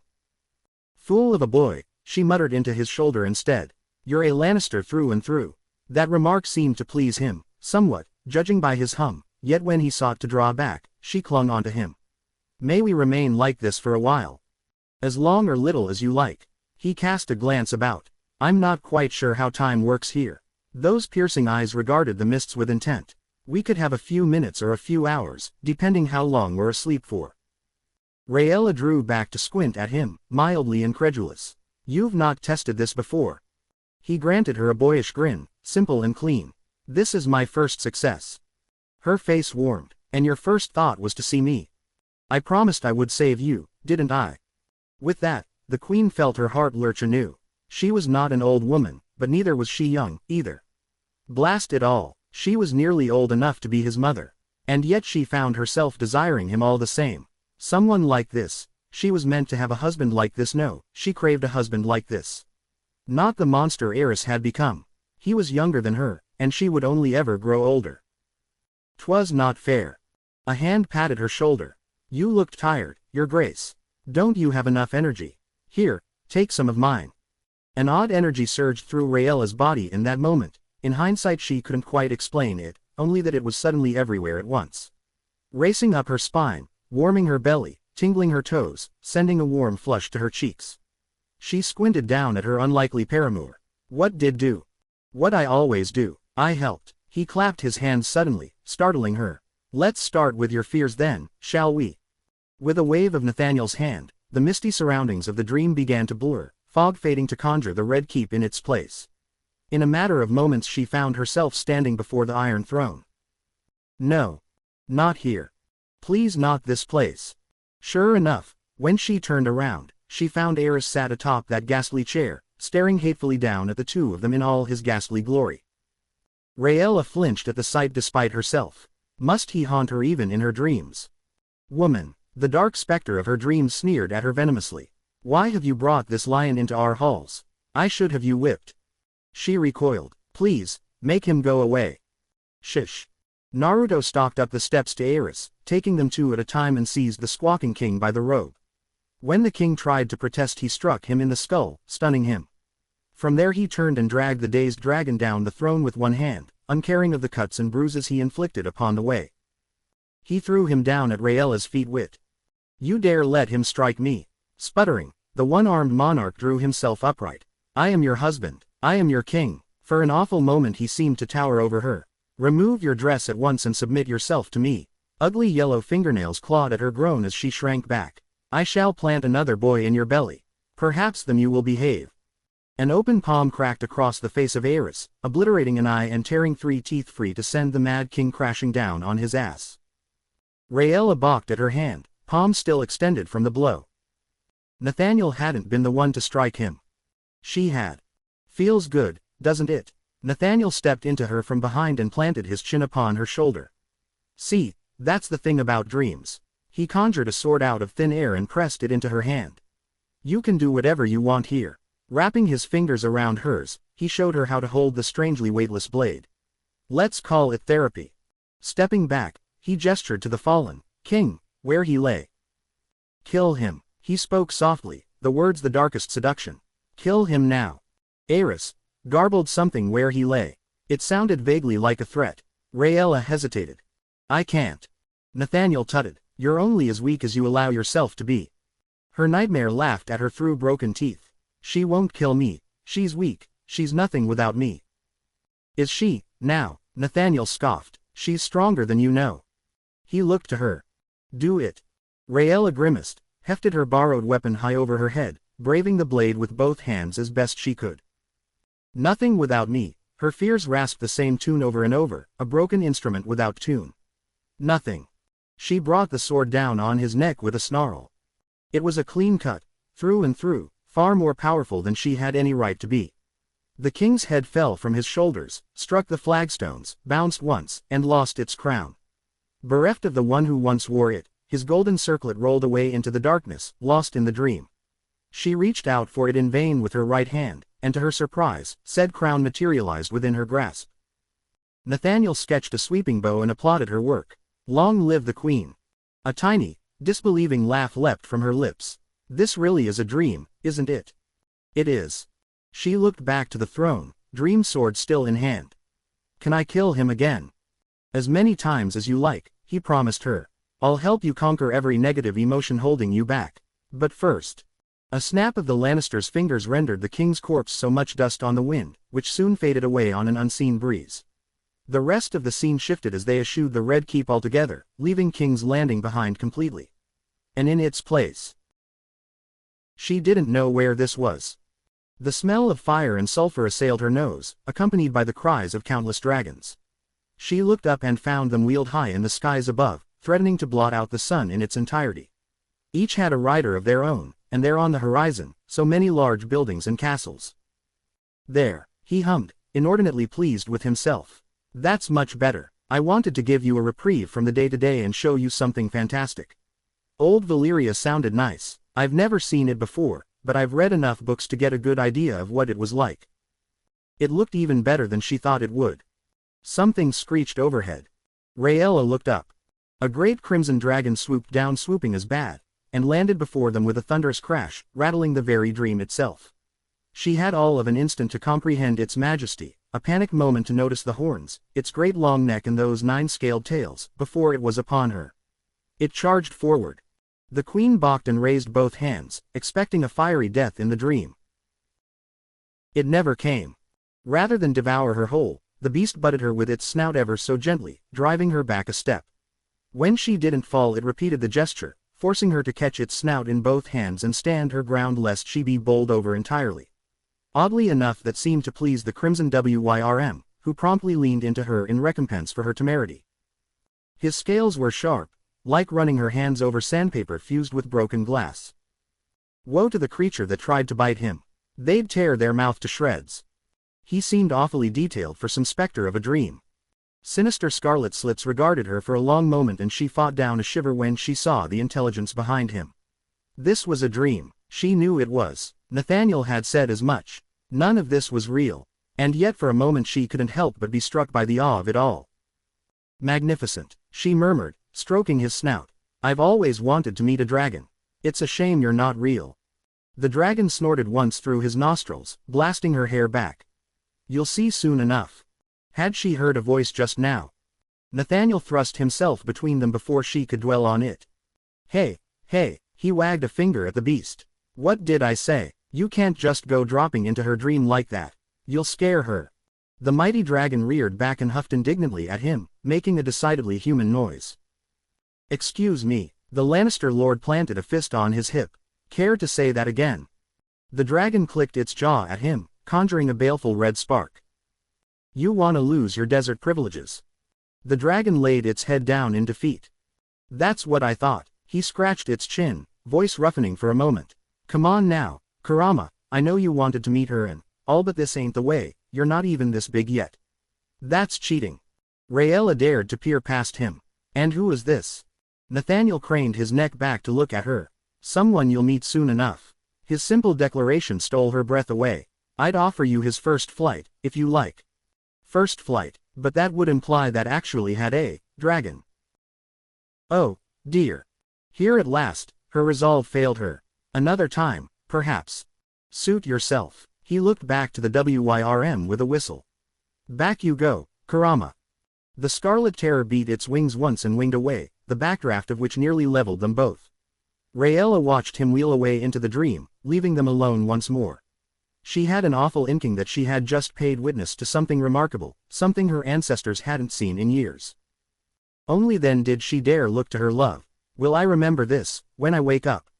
Every bit of it. His smile warmed her more than words. And yet a question gnawed at her. She stared at him for a long moment, breathless and incandescent. Who are you, really? All this magic, everything you've done, it beggars belief. You're most than just some Lannister lord, aren't you? For some reason that made Nathaniel smile. It was a small, sad little thing, and she felt his pain through it. Rhaella backpedaled verbally. I meant no offense. He held up a hand to reassure her. None taken. It's been a long while since someone asked me that. But why not? Nathaniel shrugged a shoulder. If there was anyone I'd share this with, it would be you. After all, your people lost their home, just as I was forced from mine. You asked who I am. Well. He waved his hand once more, and their surroundings shifted, the vista of the Red Keep falling away to reveal a village overlooked by 4 stone faces. A boy walked past them, a boy who both was, and was not Nathaniel. She didn't fail to notice the faint resemblance between them. Nathaniel noticed and smiled indulgently. Let me tell you my story. 0.0.0.0. The next morning, the queen awoke feeling younger than she had in years. Her body was veritably buzzing with energy, so much so that she found herself vaulting out of bed without a care in the world. For once, her body didn't protest. Curious. Paying the thought no mind, she stretched with a languid sigh, taking a moment to revel in rare relief. Nathaniel or Naruto, she supposed, having learned his true name had been right after all. She did remember the dream, every bit of it, and the subsequent story that followed. What a story it was. She'd been both honored and saddened to learn of it. Such a life he had led. Cold stone greeted her bare feet as she found the floor, causing her to hiss indignantly, skipping across the room to find her slippers. Clutching her gown close to herself for modesty's sake, she padded toward the door, intent on finding some breakfast before the rest of the castle roused itself. It was always wise to find food before Eris started skulking the halls. Unbidden, she caught a glimpse of herself in the mirror as she rose and froze. Wait a moment, who was that stranger staring back at her? Full lips parted, forming a small O of confusion. Rhaella blinked at herself. She blinked hard. Her reflection blinked back, looking just as flummoxed as she felt. Aghast, she laid a hand upon her left cheek and balked at what she found there. Sure enough, her other self mirrored her movements perfectly. Her hand flitted left, right, left once more, then right again. Therein lay the problem. She very nearly didn't recognize herself. No, wait, she did, but 'twas a young woman staring back at her, lively and surprised. Because you see, she looked younger. As though someone simply stripped a decade from her overnight. The lines of age were gone from her visage, seemingly smoothed out overnight, the crow's feet absent from the corner of her eyes, and when she looked down and ran a cursory hand over herself, everything felt firmer, for lack of a better word. Properly in its place, just like before. A hysteric giggle fled from her lips before she could think to hold it back. Don't scream. Mustn't scream, she'd attract the guards. How had this happened? How? The answer came quickly. Nathaniel. He'd done something to her, hadn't her? You looked tired, Your Grace. Don't you have enough energy? Here, take some of mine. What mad manner of magic was this? Had he given her some of his life force? Was that possible with magic? She knew not, and it frightened her, but also excited her. Could he make her even younger, perhaps? Restore her to her prime? Absently, she ran a trembling hand through her pale hair, noting how smooth it was, that it no longer felt as stiff and lank as it had before. That settled it, then. She was younger. It was subtle, not enough to notice straight away unless one knew what to look for, but for one who knew herself as well as she, there could be no denying what her reflection told her. He had done this for her, out of the kindness of his own heart. Something settled into the back of Rhaella's mind, a steely resolve. She had lost a lion once, long, long ago. This time, she wasn't letting go. 0.0.0.0. Cersei flew backwards. It was not a particularly pleasant flight for her. She landed hard on her back, skidded across the room, and didn't stop until she finally struck a wall. Even then she didn't dare dally. To stay still on the floor was to ask for another attack, to hesitate meant defeat. Oh, yes. Hesitation is defeat. And she knew a great deal about that. Sure enough, her adversary's sword sought her out, sweeping in for her head. Tumbling into a crouch, she dodged his blow, dragged herself upright and assessed her injuries. Her right arm ached abominably, and she knew it would be bruised on the morrow through no fault but her own. Blunted blades or no, they still hurt, far worse than wooden weapons, and she'd been sloppy. It didn't stop her from rising to her feet, because rise she must, if she was to get any better at this. All the while she could feel his eyes upon her, sharper than any blade. He could disarm her with but a flick of his wrist. Such was his skill. Nathaniel kicked the blade her way. Pick it up. Didn't need to tell her twice. A shame he didn't have that darling dragon with him today, but she knew why he couldn't be allowed free reign of the castle. No, these days Kurama dwelt solely in the stone garden, under heavy guard. None were allowed below without father's express consent. One servant had tried to sneak a peek at the little dragonling. Once. Their head was currently decorating the battlements. None had tried since. Pay attention, Cersei. Gritting her teeth, she dragged her sword arm up and adopted the stance she'd been shown. Sword held in her right hand, shield clutched white-knuckled in her left. The mere act of holding them up wore down on her stamina more than she cared to admit. Why did weapons have to be so heavy? Rhaella made this look easy. His sword slashed in at her hair, and she nearly lost an inch. In truth she would have cut her hair if she could have got away with it, but Nathaniel and Tyrion had despaired at the idea, making such a fuss until Mother put her foot down. It wasn't fair. She was older than him. Why was he so much better than her? Nathaniel stared at her intently, and the intensity of his gaze reminded her to strengthen her defenses. Good. He saluted with his sword in a mad flourish. Prepare yourself. On guard, Tilda. Cersei tried to prepare herself, she really did. Alas, she had much to learn. He led with a lunging thrust, and her first instinct was to block with her shield. It was a good instinct, but useless where her brother was concerned. His blunted blade bounced off her shield, true enough, but it did nothing to stop him from sweeping her legs. To the hells with dresses, give her a tunic and breeches any day. Down she went, tumbling to the floor. A shadow fell over her and she lashed out wildly against the follow-throw, slapping his blade away. Unfortunately, in seeking to parry, she failed to anticipate his next move. His blade wove a steel cage around her, a blinding blur of motion. She sought to thread her way through it as best she could, but that too proved a mistake. One did not sail into a storm, they ran from it or outlasted it, and she could do neither. An overhand smash ripped her shield out of her grasp, disarming her, forcing her to brave her blade with both hands just to stave him off. Each block rattled her bones. But that was good. She wanted this. She wanted. Cersei grinned, took a hit on the shoulder, bait him and dove in. Ha! She smacked Nathaniel's flank with her blade and danced back out of range. I finally hit you. She missed Jaime, a part of her always would, but Nathaniel was different. He understood her. He hadn't scoffed when she wished to learn the art of the sword. And he was a good teacher. Most men would have balked if they got hit by a girl. Nathaniel gave her the biggest smile. Not bad. Reckless, but not bad. Pride fluttered to life in her chest and took wing. Ah, yes, that's it. Praise me more. A girl still sees holes. Nymeria snapped from the sidelines, ruining her high. Wretched little no, be nice, Cersei. You're not the one fighting. She managed a saccharine smiling that had the Blackfire girl scowling her way. I'm sure you have holes of your own. She's right. And then he agreed with her. The gall of it all. You essentially took a fatal blow just to land a hit on me. That's not a good trade. Cersei sulked, huffed and, with an effort, wrangled her temper back under control. Taking a deep breath to master herself, she refused to look at the faceless girl. It wasn't fair. Was a little praise so much to ask for? She wasn't used to this, wasn't skilled like them, wasn't. Still, Nathaniel's gloved hand descended upon her head and tousled her hair. You're improving. Well done. Her heart went thud thud thud as her face flushed.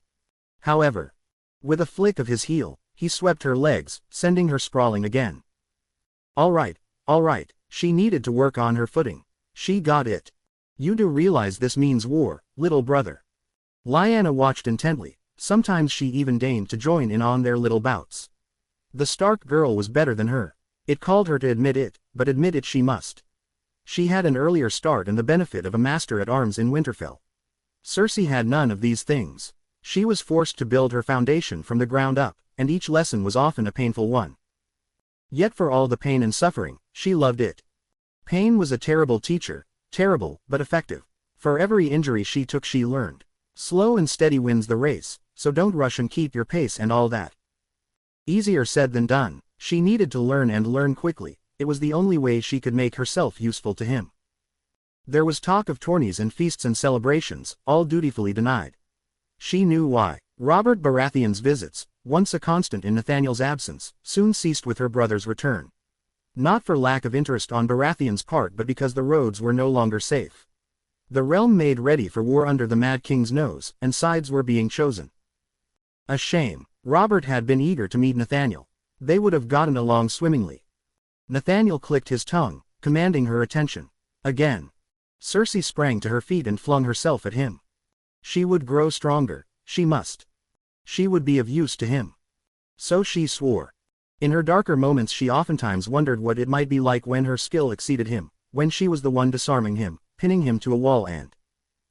Thump. Her brother's blade bounced off her thigh, shattering her thoughts and drawing a yelp. "You're holding the sword too tightly," he chided her. Was she? Cersei adjusted accordingly in the hope of earning his praise, only for him to sweep the blade from her grasp, catch it in his free hand, and scissor them both over her head. Now too lightly. She released an excited breath, face red. Again. Nathaniel drew back and released her. Are you enjoying this? .0.0.0. Are you enjoying this? Sometimes Naruto wondered if Cersei was. No matter how many times he bested her, she got right back up again. That either implied some love of pain or determination on her part. He hoped it was the latter. It would be rather awkward otherwise. Credit where it was due, she wiped some blood from her nose, turned head aside, and spat. No wonder Robert Baratheon loved his sister. Men adored a woman willing to tousle with them. You have no idea how long I've wished to swing a sword. Brandishing her blade, she moved to circle him, and he matched her in return, hanging off her every word. This is a dream come true. Break every bone in my body if you must, shatter my spirit, but I will learn. His heart thudded strangely in his chest and he shook his head to clear it. Of that, I have no doubt. Lyanna coughed and they broke apart. He looked Lady Stark's way with a cheeky grin. She was watching intently, with a new friend sprawled in her lap. He remembered that night well. He'd awoken to a howl in the night and stormed into her room. Well. The results spoke for themselves. Behold, Nymeria had held up her prize. A girl brought it here from Winterfell. A direwolf pup, young, perhaps a year old or so, enough to have been weaned.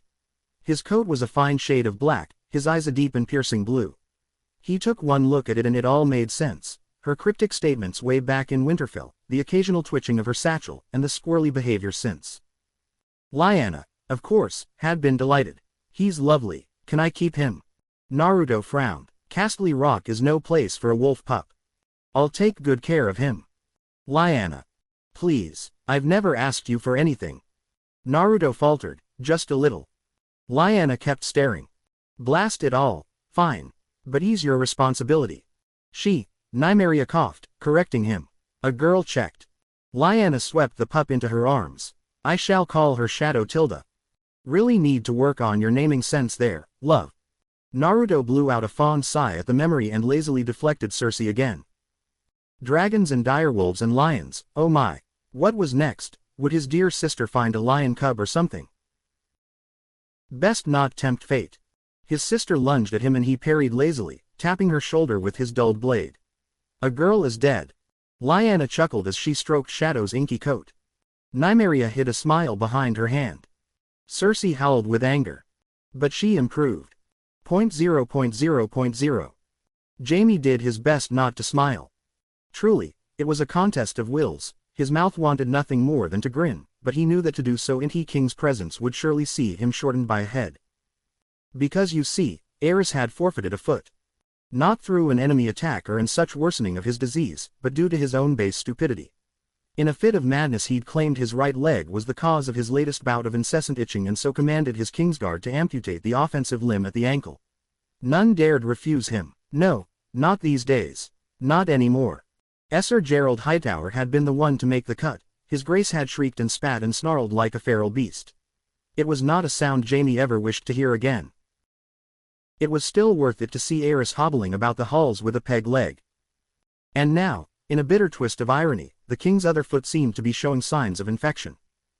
So sad, such a shame, what a pity, surely the people mourned their monarch's failing health as he fell further and further into decline. No, so Jaime, he took wicked pleasure in the king's suffering. Every bit of agony he suffered was sweet ambrosia to him. Perhaps that wasn't knightly of him. To the seven hells with that. He longed for the day when he could drive his sword through the Mad King's back. This man had forced him away from his family, and the Seven Kingdoms couldn't be rid of him quickly enough. Whatever had taken Aerys clearly wasn't grayscale, else the lot of King's Landing would have been infected by now. This was something else, something worse, a death by degrees, agonizing suffering drawn out as his body slowly succumbed to whatever was infecting it. No one knew what it was. A pox, or so Grand Maester Pycelle claimed. Though he had finally returned to King's Landing at the behest of Aerys, his efforts were only ever been able to treat the Mad King's symptoms, not the inherent cause of his disease. That was the beauty of it, you see. Because no one knew what it was. Nathaniel had done his work well. Jaime resolved to get him something nice for it when all this was over. But for now he listened as rumors ran rampant through the Red Keep. Some said that the throne itself was rejecting the king, that it had cursed him in his madness. Who knew? Not him. He kept his mouth shut and his distance alongside it, content to appear loyal and faithful, to be seen, honoring, his vow. Ha! So many vows. Just the thought of them nearly made him click his tongue in open derision. They make you swear and swear, don't they? Defend the king, obey your father, protect the innocent, defend the weak. But what if your father despises the king? What if the king's gone mad? What if he massacres the innocent? It's too much. No matter what you do, you're forsaking one vow or another. Might as well forsake the king while he was at it then, do his best to subtly speed things along. And when the deed was done and Aerys was dead, he could finally go home. He could see it now, a vision in his mind's eye. Everyone was waiting for him. So yes, outwardly, Jaime Lannister betrayed no semblance of emotion as Aerys suffered and snarled, and cut himself on the throne once more, issuing edict after idiotic edict, unaware of the hole he was digging himself into. He didn't even need a shove at this point, his and Rhaegar's incompetence did the work for him. He played the part, pretended to be the good Kingsguard, the loyal Kingsguard, the faithful Kingsguard. But in his heart of hearts, where no one could see, he wore the biggest smile. And the world spun on. 0.0.0.0. The Kraken observed the lion from afar. Wondering, watching, waiting. For a moment of weakness. 0.0.0.0. Rickard read another of Lyanna's letters and smiled softly. His daughter was safe in the west, Rhaegar rebuffed. Now he had but to wait. 0.0.0.0. Elia saddled her horse. Her patience had reached its limit, she would wait no longer. Tonight, she and a baron would finally ride for Casterly Rock. 0.0.0.0. Varys was no stranger to chaos. Chaos was a pit, to be avoided at all costs. And so he sent off another one of his little birds. If a mad dragon must die for the sake of the realm. If the realm required a nudge. Then so be it. 0.0.0.0. Resist. Must resist. She should resist. Yes, she really ought to resist. None of this wasn't decent, none of it was proper. And yet her thoughts were the whetstone of desire, urging her on, and on, and on. Until she snapped. 0.0.0.0. Someone knocked on his door. Naruto answered it without thinking. He'd expect Lyanna. He was prepared for Lyanna. This was not Lyanna. Cersei. I couldn't sleep. Clad in nothing more than a golden gown, she squirmed past him, ducking under his arm to gain entry. I had to see you. Why? He turned, baffled. She met his gaze and for a fleeting moment she wasn't his sister but a gorgeous young woman. No. That was a dark path, the same sort of debauchery that led the Targaryens to madness. Surely she wouldn't appreciate it. Have you slept with the Stark girl yet? The sudden inquiry question irked him for all the wrong reasons. She has a name. Lyanna. Then, she clasped both hands and laid them in her lap. My question still stands. Have you? His lips thinned. We have not. Why? He sealed his lips further, refusing to reply. Good. His silence seemed to please her, oddly enough. I want to help you, little brother. Help, she said. He eyed her warily. What kind of help? Cersei leaned in and whispered into his ear. His eyes widened. What are you even? Father would be furious. He would. We need only keep it between the two of us. You want to learn how to please Lyanna, don't you? When he didn't answer, she smiled softly. I don't know how to please Robert. She confessed. We can learn together, if you like. Wherever this was going, well, it sounded like a slippery slope. Dangerously so. She leaned forward and kissed him, her lips lingering on his. He froze, every thought fizzling out. In theory, he wasn't her brother. Not really. Nathaniel Lannister should never have been born. It was a flimsy argument and he immediately rebuked himself for it. Kurama offered him the mental equivalent of a shrug. Don't ask me. This is your choice to make, not mine. Traitor. Cersei was aware of none of it. You always have to stop with her. You can never go too far, no matter how much you might want. But you don't have to worry about that with me. She was begging, almost pleading, all semblance of control gone. I want you. I need you. She looked away with a sigh. You must think I'm wretched. That I'm trying to corrupt you. I'm not. Nothing could be further from the truth. You've done so much to help me. This is all I can do. The only thing I can possibly offer you. You don't need to. I want to. He recoiled as she dropped her dress, baring her bountiful bosom and herself, to him in her entirety. He averted his gaze quickly, cursing himself for letting it linger so long. What in the seven hells are you doing? Rather than retort, she stalked across the room and moved to his side. From there, she sat beside him, naked as the day she was born. Would you like to touch them? She tossed her head with a flourish and touched a hand to her chest, long golden curls falling over her bare bosom to preserving her dignity, if only just. I don't mind. He didn't budge. She giggled. I'm not trying to trick you, brother. He eyed her warily. Then why do I feel like this is a trap? It isn't, she insisted. No one else knows I'm here. This is just practice. Practice, he hissed incredulously, unable to understand her. Practice for what?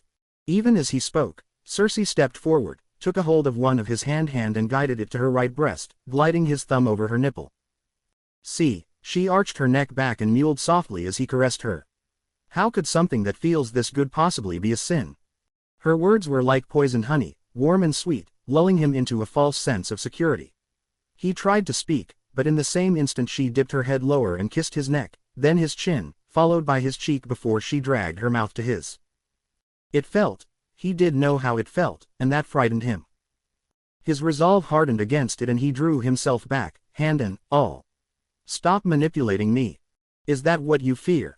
Here at last a rare flash of hurt flitted across Cersei's fine facial features. I'm being honest with you.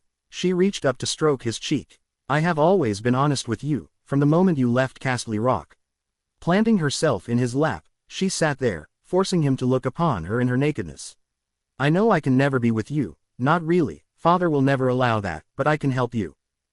A hand danced across his chest, unfurling a frisson of desire deep within. Everything you can't do with the Stark girl right now, you can do with me. She kissed him once more, tempting him not just with her body and her words, but with possibility. To me, I'll take it all, your desires, your distractions, your depravity, all so you can better learn how to please her. Did she truly believe that? Or did she just desire him for herself? He couldn't be certain and it concerned him more than he cared to admit. Cersei.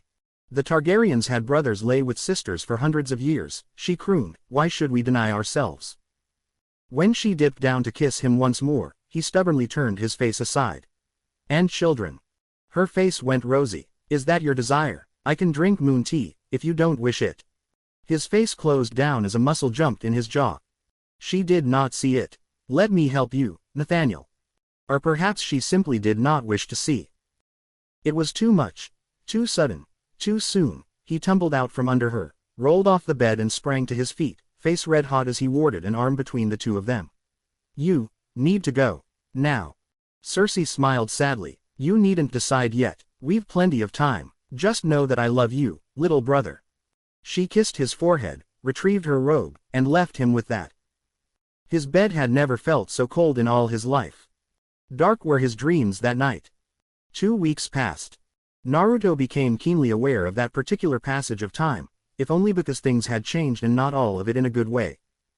Credit where credit might be due, Cersei was a woman of her word. She not entered his chambers since that night and hadn't broached the subject of them being intimate again. She didn't have to. Oh, no. His dear sister tormented him in other ways. Lingering touches here, a laugh there, and hugs. Lots of hugs. Did he mention the hugs? To say nothing of the host of temptations she lavished upon him. As he looked on, Cersei swung her arms around, clasped both hands behind her back, and swayed in place. Her shoulders swung to and fro unapologetically, and her bosom with them. Her eyes met his as caught him staring his and flashed with triumph. She moved to embrace him and her body pressed against his. He could feel the fullness of her breasts nudging his chest, her lips ghosting across his forehead. Shaking his head, he returned his focus to the matter at hand. Today was a rare day without training, used not to practice, but to study. As the days passed, he began to measure Karama's growth by the day. Well fed and cared for, secure in the stone garden, he had all the room in the world to feed and fly until he grew gargantuan. Once he did, he would have an easy escape to the sea to forage and feast to his heart's content. And feast he did. He'd already caught a mighty hawk just the other day, feasting upon the foolish fowl when it dared try and roost in his weirwood tree, ignorant to the greater danger lurking nearby. He had devoured a number of seagulls before that. No, he was not contained and corralled like the dragons of old, and a result, he soon began to surpass his every expectation, and they'd been high to begin with. Little bastard was gonna be big. Perhaps not quite the level of Balerion himself, but did dragons ever truly stop growing? The Maester of Aldtown said yes, but he had good reason to take their stories with a grain of salt these days. Hells, they might be the reason the dragons never made a resurgence after the dance. He'd always found their decline suspicious and so, naturally, conducted research of his own. He'd read the histories and studied the legends. The Black Dread himself had stopped growing shortly before his death. Yes, but that had only been after Arya Targaryen flew him to Old Valyria and returned with grievous wounds. Old Valyria, it had been haunting his dreams as of late. He could feel something calling to him there. Brightroar, perhaps.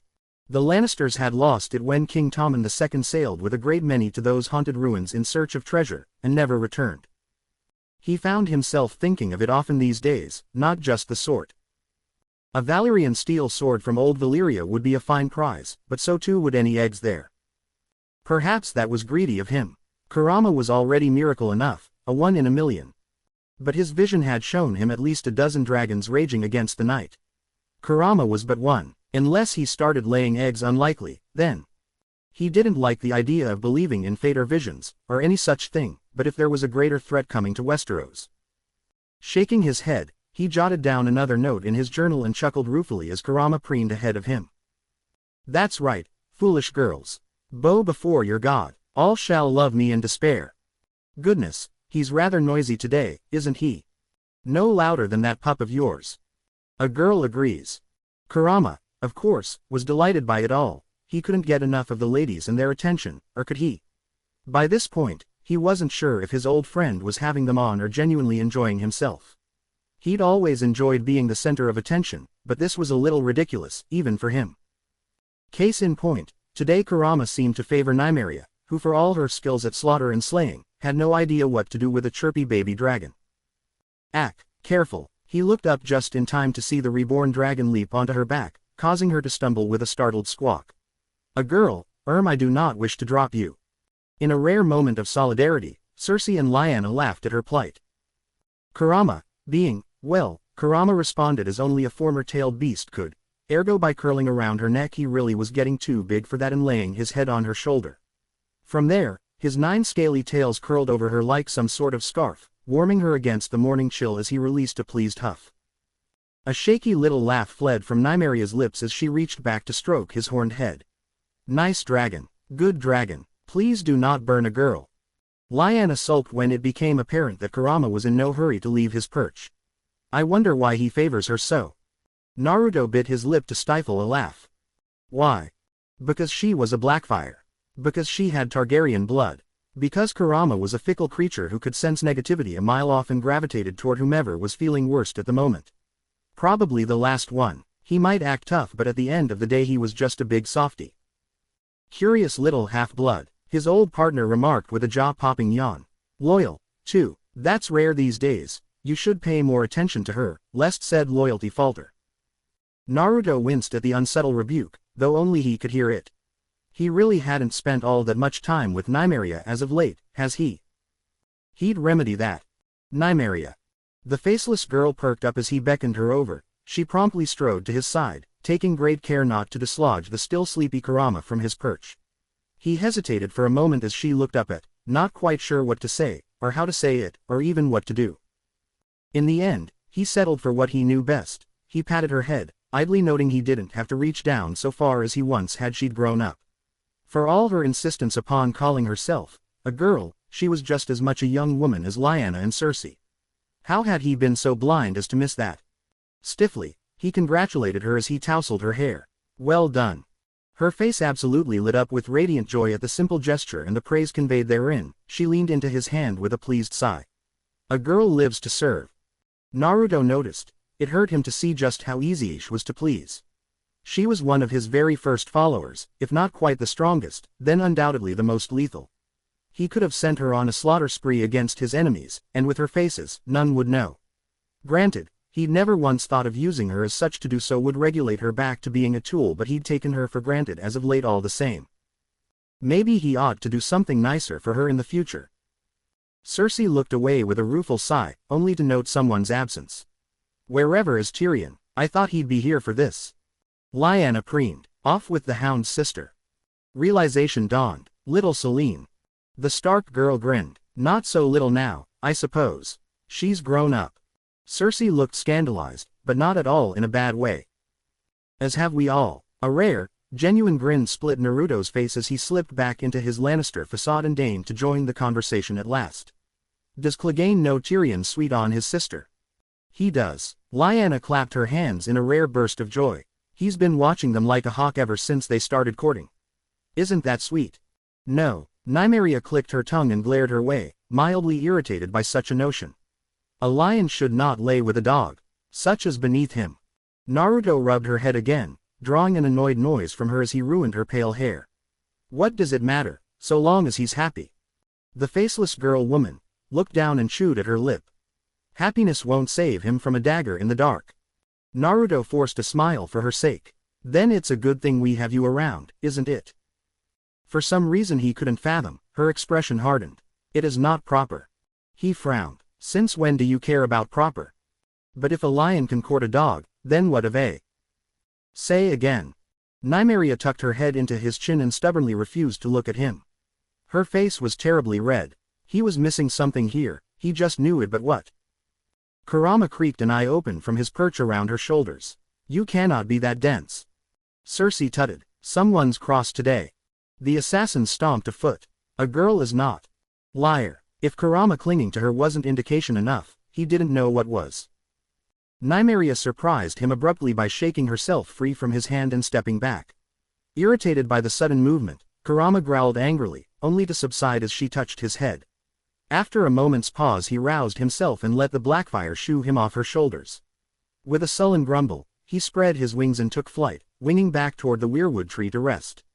Lyanna's direwolf pup loped after him at a lazy gait, made curious by his sudden display, but he scarcely noticed. A girl has duties to attend. Because now Nymeria turned to him and bowed stiffly. May she be excused. He didn't exactly want to let her go for the day, but he could sense the burning need in her to be anywhere else right now and granted her request. I suppose. Cersei sighed. You should be more honest with yourself, girl. I agree. Lyanna nodded her way. It'll save you a great deal of pain in the future. Nymeria sputtered at their words. The faceless girl didn't so much leave as she did flee. Her retreat became a full-blown rout as she raced up the stone steps, taking them two at a time, nearly tripping in her haste to get away. He heard the wooden door slam solidly above them and winced a little, baffled by her behavior. What was that about? Stranger still, when he looked back, he found Lyanna and Cersei staring at him like he'd grown a second head. Brother, his sister sighed, for all your brilliance, you can be a bit of a dimwit at times. Lyanna shook her head in faux despair. Best let him remain ignorant. I think not. She looked back to him. Have you not noticed anything about Nymeria as of late? When he made a confused noise, she slapped a hand to her forehead. She's more than a girl now, for one, though I'm sure you failed to notice these. She made a less than subtle gesture across her body, or rather her bosom. You've been distracted as of late. Small wonder you haven't noticed her figure. Naruto blinked. He blinked oh so hard. But that would mean, oh. He had not thought of that. Hadn't even considered it. Heat spiked through his cheeks and he studiously averted his gaze. Stop. Cersei most assuredly did not. Whatever do you mean? You know full well what I mean. Do I? She touched a finger to her lips and feigned innocence. I haven't the foggiest idea. He could feel Lyanna glaring at him, trying to puzzle out this latest development. Cersei grinned and he could just imagine her thoughts, preening in triumph. In the end, he flung up his arms and left them in the stone garden. Sage save him from wild, wanton women. 0.0.0.0. Lyanna waited until Nathaniel departed. She counted the moments, the seconds, minutes now, just to be certain. Taking a breath, she ran a hand through her dark hair, pivoted, and whirled to face Cersei. What have you done to my betrothed? Nathaniel's sister barely batted a blink. She offered a languid frown instead. I have done nothing. No, she glowered at her. It seems to me you've been doing an awful lot of something as of late. I am not your enemy, strange as that might sound. Aren't you? She planted a hand on her hip and glared her down. You've been glaring at me from the moment I arrived. Now here you are stirring up trouble where there's none to be had. Nymeria was a good girl. She liked Nymeria, but even a blind man could see how fond she was of Nathaniel. Why do this? She expected an argument, denial at the very least. Imagine her surprise then, when the Lady Lannister let her shoulders droop with a sigh. My earlier behavior was uncouth of me. As to my actions just now, I am only trying to help. How? She challenged. By fomenting unrest in Nathaniel's heart. By making certain my precious brother is happy in all things. Her counter was steely, her green eyes sharper than cut emeralds. Nothing more. Lyanna eyed her warily. Who was this Cersei Lannister and where was the broody bitch Nathaniel had told her off? He'd described an awful spoiled sow who threw fits and tantrums when she didn't get what she wanted. A vicious, venomous girl who lashed out at anyone and everything that wronged her. Who, then, was this temperate blonde who weathered her anger with such ease? Had his time away truly changed her so? I see the way you look at me, Cersei said. You think you know me, that I seek to lead Nathaniel to ruin. I do not begrudge you for thinking such. I used to hate him, did you know that? The sudden admission startled her and gave the older girl a chance to barrel on. When we were younger, before Nathaniel left for the north, before he... Lyanna gulped, words sticking in her throat like so much taffy. Nearly what? Cersei regarded her gravely, almost pitiably, even. Died. The word stung Lyanna like nothing else. What? Her soon-to-be sister-in-law tilted her head, golden curls falling to one side. You didn't know. He never told you. Her mouth had gone dry, making it hard to speak. I know enough. Cersei's smile thinned, but not the full story. Do you? She challenged. Mistakes were made. I remember it like it was yesterday. A dark, haunted look flashed across her face as she recounted the tale. It happened shortly after Tyrion was born, you see. Jaime was still in the Rock then, still the heir, before he gave all that up. Before assassins snuck into the castle. Before everything changed. Taking a deep breath, she barreled on. Nymeria was one of them. Nathaniel fought his attackers off, even killed one, but he paid a price for it. He was poisoned. Pycelle said he might not survive the night. I sat with him, listened to his heartbeat, heard it stop beating. A little shiver shook Cersei's shoulders and for all her ire, Lyanna believed her. I prayed then, swore a vow before the old gods and the new to be a better person. And the gods answered. They brought him back to me. Nymeria turned her cloak, or her face, I suppose, in order to live. I wanted to kill her at the time, but thought better of it. Now I save my ire for our true enemies, my venom for worthy foes. Why are you telling me this? So we can understand one another, you and I. Fetching a pitcher of wine from a nearby table in the cavern, she poured herself a glass and drank deeply to steady her nerves before offering a second cup to her, which she reluctantly accepted. Nathaniel has a habit of making allies out of enemies. He's very good at it. It's that silver tongue of his. A little laugh escaped her, broken by another sip of wine. And they say we Lannisters deal only in gold. We will have many enemies in the wars to come. I would not have us quarrel needlessly with one another. Lyanna hesitated. I still fail to see. Kurama chirped indignantly in his tree suddenly, crimson wings flaring wide. Lyanna almost smiled when she saw the source of his ire. Shadow was trying to get at him again. You're very lucky to have a wolf pup. Cersei almost sounded wistful as they watched the black pup claw at the weirwood bark, to no avail. A trick of some sort, no doubt. I wish I had a lion cub of my own. Lions are rare in the Westerlands these days. Nearly as rare as direwolves south of the Wall. Was that a threat? It rather sounded like one. She scowled at her. What are you implying? Nothing. If this is a game. Sister, please. We are to be sisters soon, are we not? I love my brother. Cersei took another sip of her wine, and idly, she noted her fierce expression. I love him very, very much. Just as I know you do. At the end of the day, no matter our quibbles and quarrels, he's family to me. I would do terrible things for my family. Unspeakable things, but you are to be a part of my family as well. So I would offer you my aid. Lyanna frowned. What manner of help would that be? Cersei beckoned her closer. Whispered in her ear. 0.0.0.0. There was smoke on the horizon. A baron wasn't particularly eager to meet its source, not when he and Elia were making such good time. He was rather proud of that fact. They had made good time into the Westerlands. It was no mean feat to ride all the way from Sunspear to Casterly Rock, least of all in disguise. They could not afford to push their horses too hard, as they had no replacements, and with no guards to accompany them they were rather vulnerable to bandits. Alas, his sister was ever eager to push on and bring her gift to the young lion, so push on they did. Until he wished they hadn't. They crested a hill on the sea road and blanched at what they found there. A castle was burning, beset by many men and ships from the sea. He could hear the screams from here, they chilled his blood. That is Castle Crakehall, is it not? Elia reared back, appalled at the sight taking place below them. Why would anyone attack it? Who would be foolish enough to even dare? They soon had their answer as they spied the flags and ships on the coast. Each bore the sigil of the Kraken. A baron vaguely remembered the banners of Crakehall. Their sigil was a tusked boar, was it not? Well, it seemed the Kraken had caught the boar in its grasp. Concerning.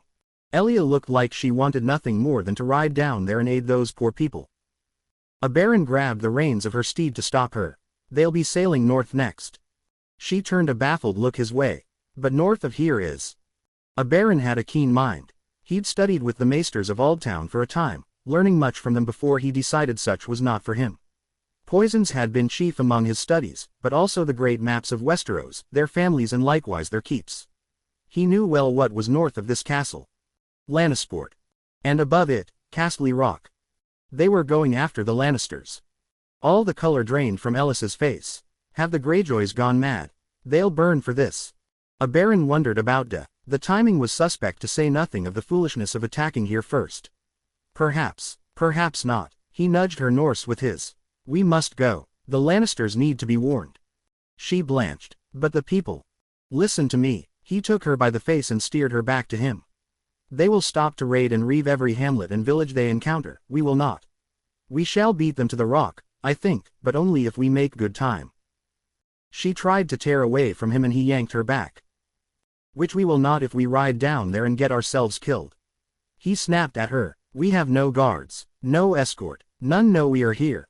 If we perish, no one will know until it is too late. He looked back to the burning keep and grimaced. We will avenge them, but for now, we must do what it takes to survive. Can you do that for me? Elia looked mutinous, but she didn't deny him. You and I do not die here, sister. He kissed her forehead. This is not the place of our death. His piece said. A baron cracked the reins of his horse like a whip and spurred his steed on. After only a moment, he heard Elia followed. They could but do three things. Ride fast. Ride harder still. Ride with vengeance in their hearts. You've been avoiding Tyrion again. Could a man not write his letters in peace? Evidently not, for Tywin Lannister found himself interrupted once more, this time by his son of all things. He made Nathaniel wait nearly a minute, a suitable punishment for one always on the move, as he finished his letter, making wholly certain it was up to his exacting standards. The message in question was meant for the Crakehalls. There had been disquieting rumblings from the Iron Islands as of late and they needed to keep an eye on the sea. Hopefully the Lord there had not neglected his duties. Sumner Crakehall was a loyal and doughty man, but also an oblivious one at times. He had not the might for strategy or subterfuge. Like the boar that was the namesake of his house, he would often thrown himself any and all problems with naught but brute force, seeking to batter them down with brute strength alone. Nathaniel coughed into a fist and he finally deigned to acknowledge him. One would think you'd learned not to broach such a subject by now. I taught you better than this. What can I say? His second son granted him an amusing, insouciant grin. I've always been a slow learner. Slow. This boy, he was sharper than Valyrian steel and thrice as deadly besides. What did I tell you about lying to me? To not to. The boy no, he corrected himself. He was a young man now, continued to grin as he clasped both hands behind his back. But really, you and Tyrion are more alike than you think. He's smart as a tack, that one. You should spend some time with him. It'd benefit you both. It would also provoke his temper, and it did. His face closed down. Leave me. Then you'll spend time with him. Such a relentless son he had. I will. Consider what you've said. Nathaniel stared intently. That sounds like a rather fancy way of saying no. A thought occurred to him just then, a useful way to get the boy out of his way for a few days. Lyanna and Cersei would doubtlessly protest, but it was only a day or so's hard ride from here to Crakehall, less if one were to ride their horse half to death. He would send him now, if the sun hadn't set. Take 20 good men and ride to Crakehall, he commanded. Check in on the garrison there and make certain they are fulfilling their duties. If so, reward them. If not, punish them. Sure, I'll go. The sudden concession concerned him. If you spend time with Tyrion. Ah, and there it was, the hook beneath the bait. Cheeky boy, bargaining with him. He could respect the spirit of it, if nothing else. He hadn't the time to ride out himself and deal with the matter, and sending anyone else would make him look weak. Joanna or Cersei were absolutely out of the question. Lord Sumner wouldn't respect a woman. Joanna wouldn't be taken seriously, and if Cersei went they might get ideas about having his daughter's hand in marriage. He would have to refuse them if they made such an offer, of course, which would raise tensions with his vassals, another headache he didn't need right now. Best not to give them the idea at all. No, it had to be Nathaniel.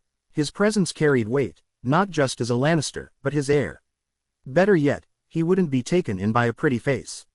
He could fend off whatever wench Lord Crakehall flung at him, and would at that. The lion did not lay with the boar, after all. Such would be unseemly. With luck they would receive his message well, and there would be no need for more punitive measures. All would proceed according to plan as they continued to muster men, with Aerys none the wiser. A chill shot through him, sudden and sharp. Tywin dismissed it with a shake of the head. Done. He relented. Do this task for me, and I'll speak with the boy. Use more than 2 words. He intended to. It was high time he made up his mind about Tyrion anyway.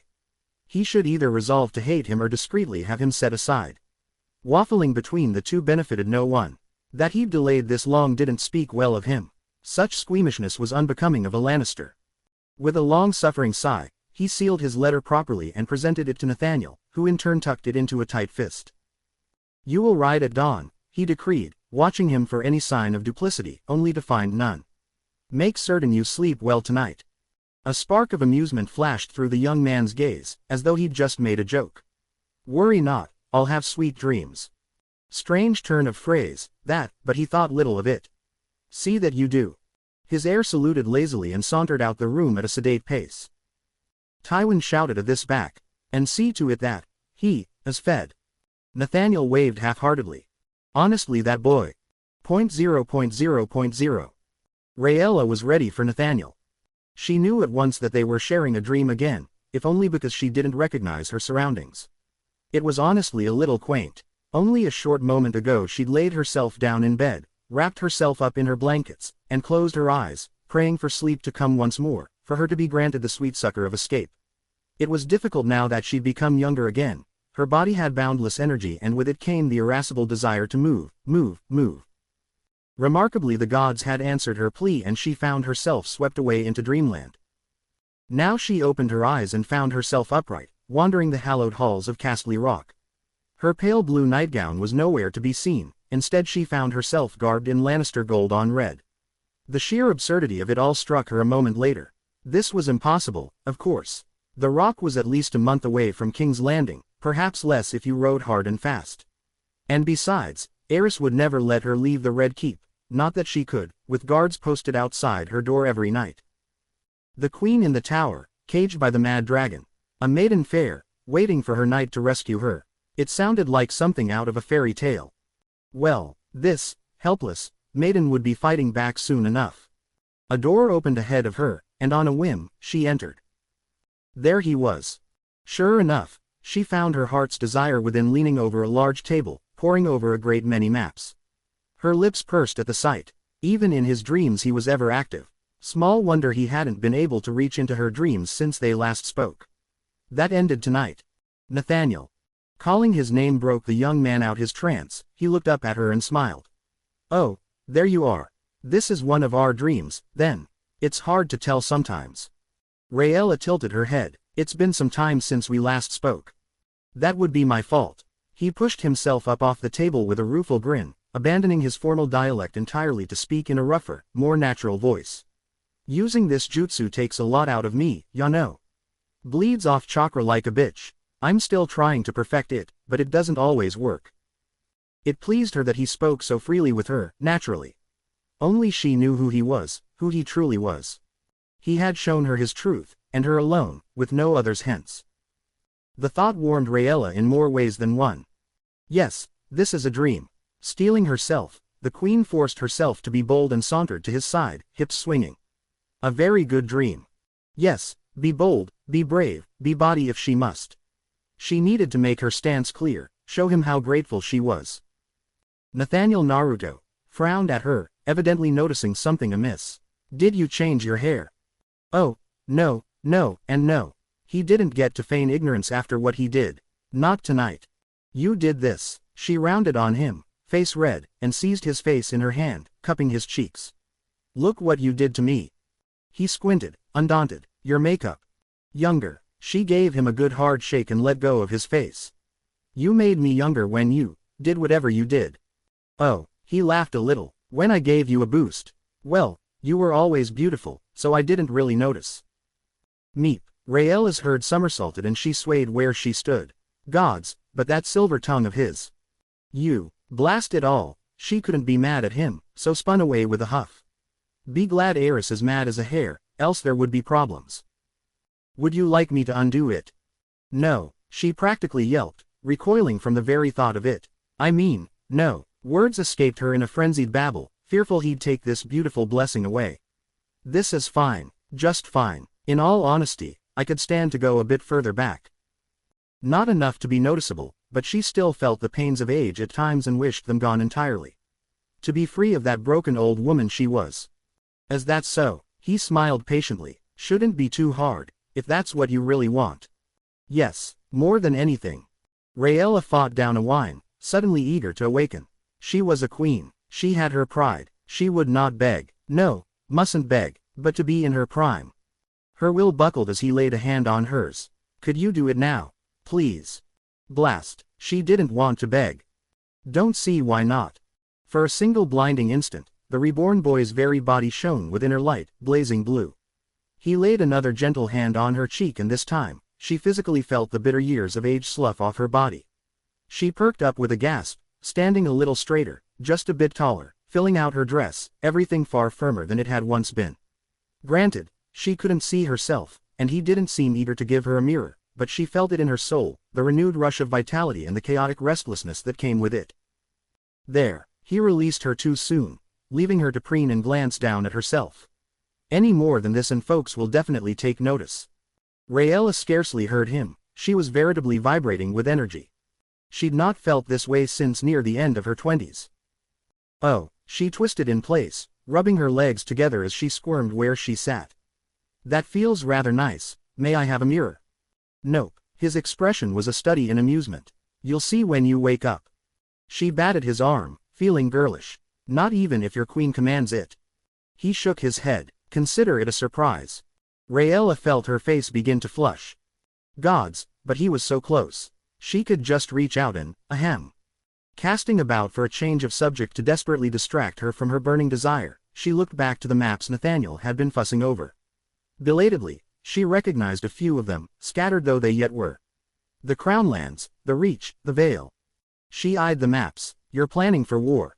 Not just yet. Her beloved blonde looked back to the charts. Preparing, more like, we're not quite ready yet. He tapped a finger to his temple. I keep these designs in my mind, where only I can see 'em, and the king's spies can't accuse me of treachery. One day I'll draw them up in reality and we'll have ourselves a battle plan. So you say. Rhaella followed his gaze and sat at the edge of the table. Dream or no, she still wanted to be closer to him. Half the Seven Kingdoms still support Aerys, even in his madness. How do you intend to win with so many arrayed against you? We have the support of the North and the Dorne, likely the Stormlands. Including your own forces, That's still only 4 out of 7. She chided him. Victory is by no means assured. I do not wish to see you throw your life away meaninglessly. Nathaniel thumbed his chin and nodded, warming to the change of subject. The Tyrells are greedy little shits who want an in with the crown, so they'll likely remain loyal regardless of any overtures we make. Jon Arryn is a good and noble man who takes his oaths seriously. Father is working on swaying him to our side. Besides, Ned and Benjen have been fostered there for the last 10 years. They're on good terms with him, so we have an in there. And what of the Greyjoys? She touched a finger to the Iron Islands, so dangerously close to the north. They've no love for the Lannisters, and they've the greatest fleet in Westeros. True, he allowed, they might be a problem, but I'm working on a few contingencies of my own. He sounded so sure, so certain. But what if he was wrong? The Lannisters once thought themselves invincible against the Targaryens, until they the Field of Fire, until they were forced to kneel before Aegon the Conqueror in humiliating defeat. There would be no kneeling for Naruto if he lost this war.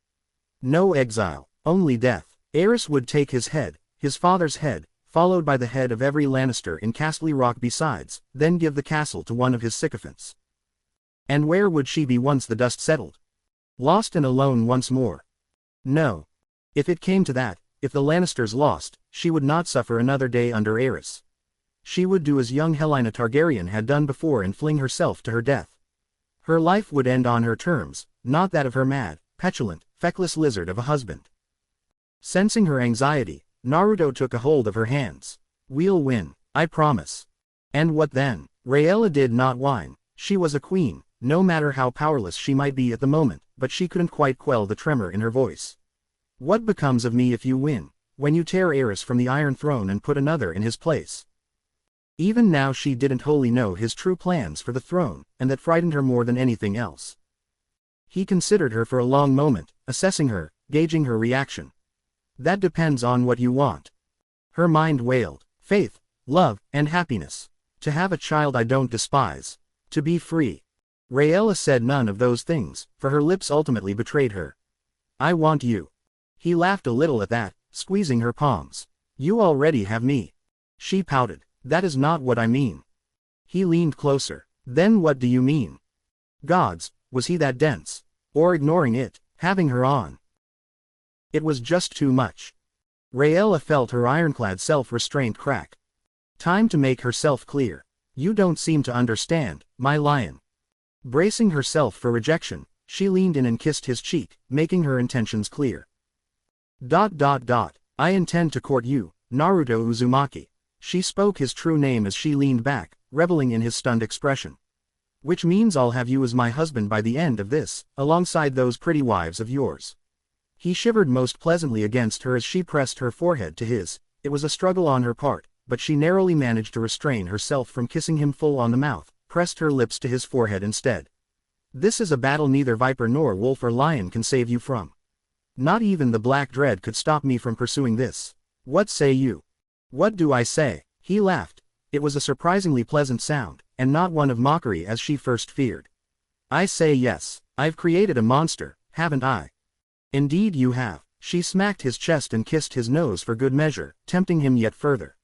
When we finally meet face to face, flesh to flesh, I expect you to take responsibility for your actions.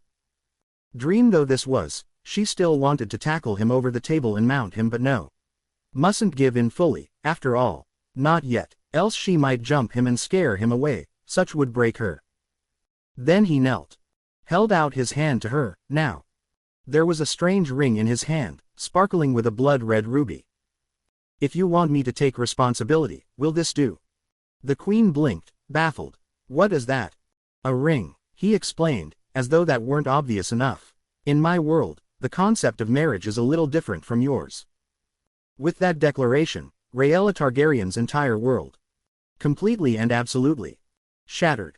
Just like that, all her courage fled like so much morning mist before the dawn. Her thoughts fizzled out alongside them as she balked at the boy no, this young man, holding out the ring towards her. Marriage, matrimony, wedding. Her brain blurted the words one after the other, to no avail. This was all so unexpected, so sudden, so soon. Yet hadn't they been building to this in their letters all along? Fear clawed and a lone tear rolled down her cheek, struck the ground, followed by another. Do not toy with me, Esser. Her lips trembled, nearly rendering her words a blubbering mess. If this is some sort of jest. Wouldn't dream of it. Hearty har har har. A most clever jest, but her brain wasn't working well enough at the moment to truly appreciate his humor. You told me to take responsibility. Here I am. His grin was surprisingly boyish as he held the ring out to her. Marry me. Her mouth worked wordlessly for a moment before she found her nerve once more. How does this even work? Naruto didn't rise from where he knelt. Well, there's usually a white dress, an altar, and a priest. Was it possible for one to faint within a dream? It felt like she might. Oh very dear. She swallowed once to clear her dry throat, we don't have any of those. A blonde brow rose in challenge and she realized her mistake too late. Dream, remember. Naruto snapped his fingers together and several things happened at once. First, the world rippled around them like so much water, and she found herself standing before a humble altar nestled within a grove of trees down by the river. Second, her red dress morphed into quite possibly the most beautiful wedding gown she'd ever laid eyes on. Third, a priest, or was it a septon, stood before them. Craning her neck, she found Nathaniel standing before her now, ring in hand. Oh, he looked proper fit in that outfit. How's this? He gestured to their surroundings. She glanced about, worrying her lips between her teeth. This was all so tempting, terribly tempting, even if it wasn't real. But she knew what her answer must be. No, she decided, when we are wed, I don't want it to be in a dream, let the whole kingdom see. And she'd likely have to figure out a way to involve that wolf girl of his and the viper too, because Nathaniel seemed terribly fond of them and she had no desire to exclude them from her dear one's heart. Oh, but she had to meet them first, didn't she? Maybe marry him and the Stark and take on the Martell as a consort. Of course, that was assuming he didn't have any other paramours he'd not told her about. Still, she supposed she could make it work. She was a queen, after all. Decisions. Her lion didn't seem offended by her statement, bless him. A snap of his fingers and dream world rippled once more, returning them to the rock, if not their regular attire. She didn't mind. She wanted to appreciate this dress a little while longer. It didn't stop him from offering the ring to her. You don't mind being my fiancé for a while, then? Rhaella blinked quickly, not understanding the word. Fiancé. Sorry, I keep forgetting. His cheeks dimpled in another smile. It's another term for betrothed, where I'm from. Fiancé. She rather liked the sound of that, the way it rolled off one's tongue. Lifting her chin, she offered him her hand. I shall accept your sentiment then, good sir. Inside she was all but squealing with glee. Yes, victory. Those girls might have gotten their claws into him, but she knew who he truly was. She had gotten a ring, and she would be his unforgettable first. The thought set a pretty little flush to her cheeks. He saw through her, as always. You don't have to put an act on for me, ya know. I can tell you're excited. She really was, wasn't she? Ring, finger, now. May I? It took all of her strength to stand still as he slid the ring onto the fourth finger of her left hand. Perhaps there was a reason for that, too. Regardless, it was a perfect fit, because of course it was. This was a bloody dream. She took a moment to admire it, relishing in the feel of the cool metal against her finger. It felt so real, like it was alive. That settled it. She was jumping his bones the moment they met in person. Abruptly, he squeezed her hands and leaned in. I'm waking up, he confessed with a small smile. See you soon. The world shattered as the dream ended. Rhaella awoke with an exasperated shout. Of course he'd get the last word in. Flailing to her feet, she kicked off the heavy blankets and covers to stare at her hand. There was no ring on her finger, but she felt its presence all the same. It shouldn't exist in the real world, couldn't exist here, yet she undoubtedly felt something on her finger. Perhaps that was more of his strange chakra magic at work. She supposed it didn't matter. Belatedly, she caught sight of herself in the mirror as she rose. Oh. A wide smile split her face as she beheld her youthful visage, the very prime of her youth. Perfection. The sight left her nearly delirious with joy. He did it, she snickered. He actually did it. Then the giggling began. 0.0.0.0. Jamie pressed an ear to the door, alarmed by the clamor within. My queen, are you all right? A vase shattered against the wooden frame, causing him to jerk backward with a startled hiss, more so the laugh that came racing in on its heels. Because the queen was laughing, make no mistake about it. Giggling her head off by sound of it, and having a merry time demolishing her room. He could hear her breaking everything she got her hands on. Odd, she sounded younger, wilder, more energetic than she'd ever been. He found himself half tempted to open the door and reached for the handle. Nope.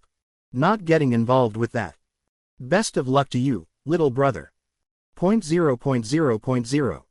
Naruto stumbled around in a daze. Dawn had come for him in brutal swiftness, bringing the sun alongside it in the day of his departure to Crakehall. He dumped a bucket of cold water over his head to clear his thoughts, dried and dressed himself, then summarily staggered his way down to the stables. More than a few servants glanced his way as he stumbled by, but none of them dared to question him as he saddled his horse, packing light for the journey ahead. Just as well, that Rhaella and Cersei were sound asleep and Nymeria was hiding. He'd need to find her when he returned. If she wanted to be found.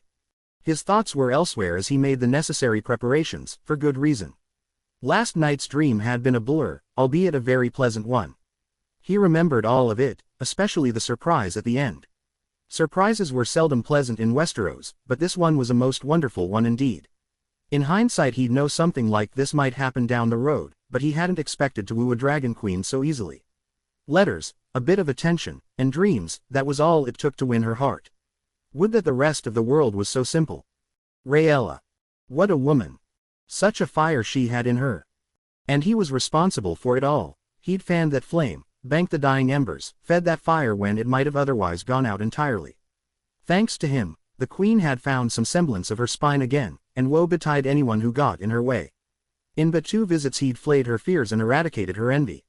He'd be sure to help her with her other problems hence, and there were sure to be some. He was still trying to wrap his head around it when he spied a shadow up on the parapet above.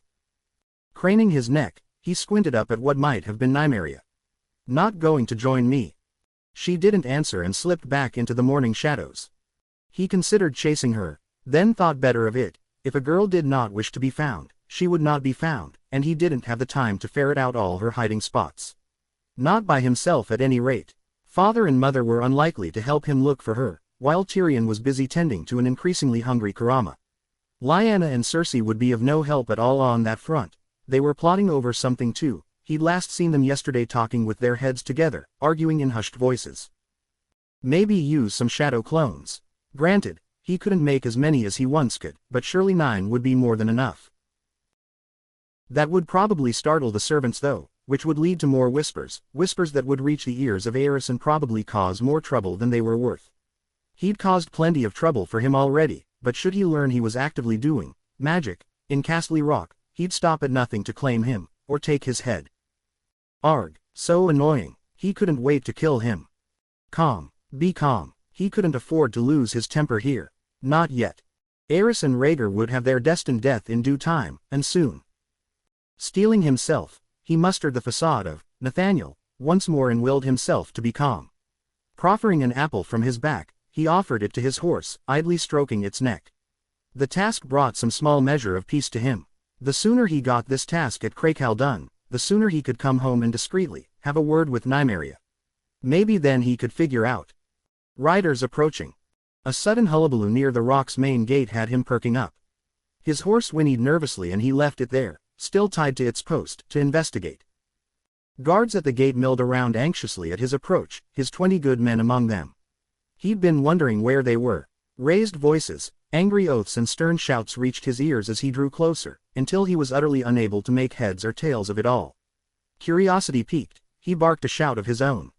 What's going on here? It was like a knife cutting through cloth. The world fell silent as the guards noticed him at last. One of his men, Thomas, he recalled, saw him and saluted briskly. Riders at the gate, my lord. They're demanding entrance. Let us in already, you fools. An accented voice snapped just outside the portcullis, or so help me, I shall shove this spear where the sun does not shine. Wait, he knew that voice. Peering past the wrought iron gate, he glimpsed 2 figures sat astride black mares. They wore dark colors, and though their faces were hidden by heavy cloaks and cowls alike, something about the sight of them tugged at him, a strange familiarity he'd not felt in years. Open the gate. Thomas sputtered, but my lord, your father. He rounded on him, all towering fury. Did I stutter? Open it. The man complied and the gate ground its way open. Almost before it had finished, the riders forced their way through, nearly trampling 2 guards as they did. The riders in question disembarked with vicious haste and blades were drawn as some feared an attack. Not him. A small smile tugged at his lips. Is that any way to treat an old friend, a baron? The duo exchanged a glance, then removed their hoods and revealed their faces to his keen eyes. You'll have to forgive the excitement, we were in a rush. Sure enough, the handsome rogue on the right was easy to recognize as a baron, even years on, but who was that beautiful woman beside him? A baron nudged her with an elbow. Say hello, sister, your lion is here. Naruto damn near choked. Sister. Objectively he could recognize her well enough now. He remembered that witty, sharp-tongued girl from his childhood with her long dark hair and sun-kissed skin. But she'd since cut her hair to her shoulders and changed her dress for riding leathers, having grown to fill them out besides and more. A sword hung at her hip, and was that blood on the scabbard. Her weary eyes lit up at the sight of him, like the dawn in Dorne. Nathaniel. Elia, he was just as surprised to see her as she was he. Her entire being tensed at once, like a coiled spring. Naruto balked. Surely she wasn't gonna. Nope, he realized, she was gonna. Elia jumped him. One moment she was stationary, in the next she dove at him like a leaping viper. He caught her at the waist, spun her round once to bleed off momentum from her flying tackle and set her down. The moment he did she latched onto him, hands fawning over his face and chest as she considered every inch of him. Look at you. How you've grown. Emotion choked his throat. I could say the same of you. She reached up to touch his face. You're taller than me, now. How unfair. His heart thumped in his chest. Elia. A baron coughed, ruining the moment. As touching as this is, sister, we came here for a purpose, did we not? You can cuddle with him later. The guards shifted restlessly, reminding of their unwitting audience. Elia's face closed down. I'm afraid we bring grim news. You mean you didn't come all this way to visit? He knew his attempt at humor had fallen flat when she lowered her hand and looked away from him. What is it? What's happened? Castle Crakehall burns. The words struck him like a slap. We saw Greyjoy flags and shisps. She shuddered in his arms. The people, the screams. A baron stepped up beside her. We encountered 2 of their scouts not 3 miles from here. Well, that certainly explained the blood on her scabbard. But the Greyjoys, why would they do this? His mind was whirling. I see. Is your father in? This from a baron. Still reeling, he managed to mutter an affirmative.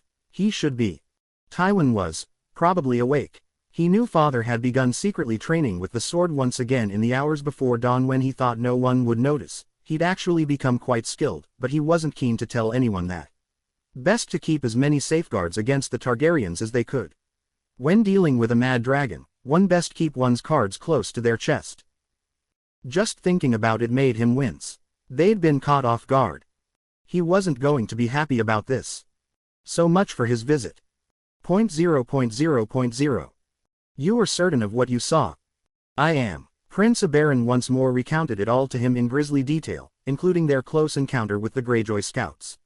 And you, my lord, are welcome to go see for yourself. Crakehall was burning when we left. Tywin was suddenly inordinately glad Nathaniel had spirited Elia away into the keep. He couldn't bear to look at his son right now, knowing the cataclysmic blunder he had made. There had been no ravens. He hadn't known. He'd nearly sent the boy to his death. Truly, the gods were cruel. Sinking back into his chair, he stared at the crackling hearth for a long moment, watching the fires flicker and fade. And for what purpose were you in the Westerlands? We had planned a surprise visit. The proud prince lifted his chin. Fortunate of you. Indeed, his smile was sly. My sister was rather keen to rekindle her acquaintance with your son. But of course, Dorne didn't just desire him, so did she. Here at last, Tywin felt a bitter smile come to his face. I'm sure she was most eager. Such pleasantries did nothing to mask his rage, his fury, his wrath.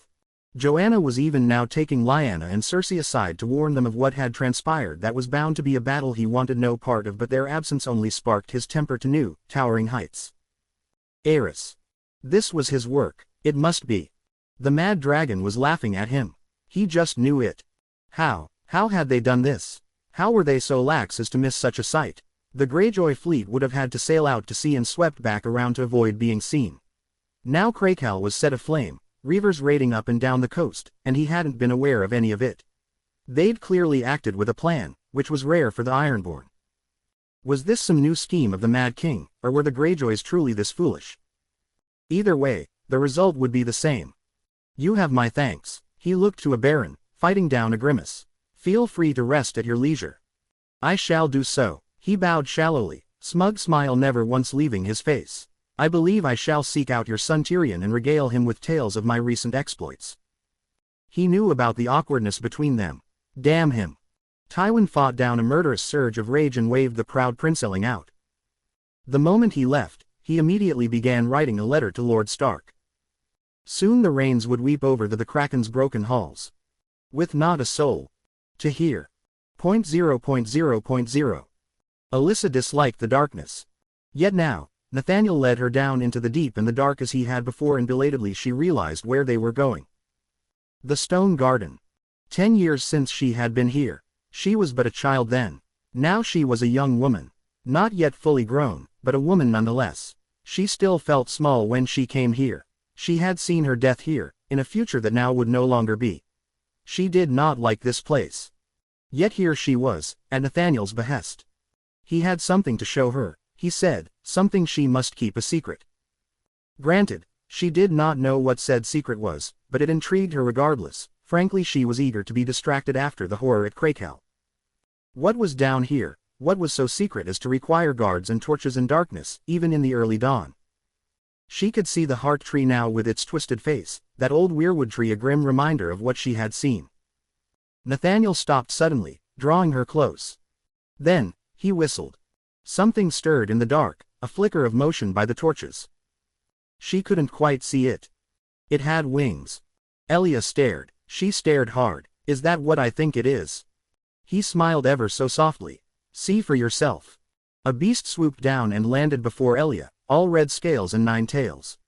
She had time enough to behold a long neck and a horned head before it raised his wings with a defiant cry and chirped at her. For a moment, her world stopped. An actual, living dragon. Gods be good. She had always wanted to see one, ever since she was a child, only to learn that they had long since died out. Yet here one was, a little piece of history literally, standing before her in all its glory. Nathaniel hummed once, Karama, come here. Remarkably, the dragon did as he asked, scuttling closer with a clack of claws upon the stone. It trilled at him and he scowled. Be nice. Elia knelt reverently to touch its head, and she could have sworn it purred at her. It was like touching a shark, she supposed, all rough skin, yet it was strangely warm. A breathless gasp escaped her lips. She was right, then. She who? Nathaniel tilted his head. Right about what? Elia looked to him in return, remembering her initial reason for venturing west to begin with. I've something to show you. 0.0.0.0. I've something to show you. 5 little words, and yet they rooted him solid. Elia continued on, undaunted. I had thought it coincidence, but...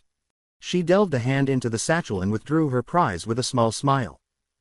The dragon egg, for it could be nothing less, was a strange shade of sandy brown, bearing eerie rippling blue swirls across its length. It sent a chill shooting through him, even as he perked up. Because you see, he knew that pattern. He'd gotten a terribly good look at its owner as a genin. When he fought Gara. But that was impossible, absurd, surely. Shukaku. No, this couldn't be Shukaku, surely not. He rounded on Elia, trying hard not to glare. Who gave you that egg? Funny you should ask. She smiled a little. A red woman came to Dorne. She had this in her possession and gave it to me in exchange for a promise. Turning an eye on the egg, she hummed a little. Curious thing, isn't it? I am sure it will never hatch for me, but I feel a strange fondness for it. Consider it my gift to you. Naruto's smile shattered like glass. Melisandre. She'd claimed they wouldn't meet again until the War of the Lion and the Dragon was done, but clearly that didn't preclude her from approaching others. What was she up to? No, that was a pointless question. Guessing at the mind of a madwoman would only lead one to madness in turn. That she'd simply offered Elia this egg didn't sit well with him. He looked to her with a scowl. What did she say to you exactly? Elia gulped. That you would wake dragons from stone. Of course she did, meddling red woman. Let me see the egg. She frowned at his rough language, but offered it up to him gladly. Taking it in hand, He threaded a ribbon of chakra through its scaled surface, trying to get a feel for what if anything might lay within. This could all be a coincidence.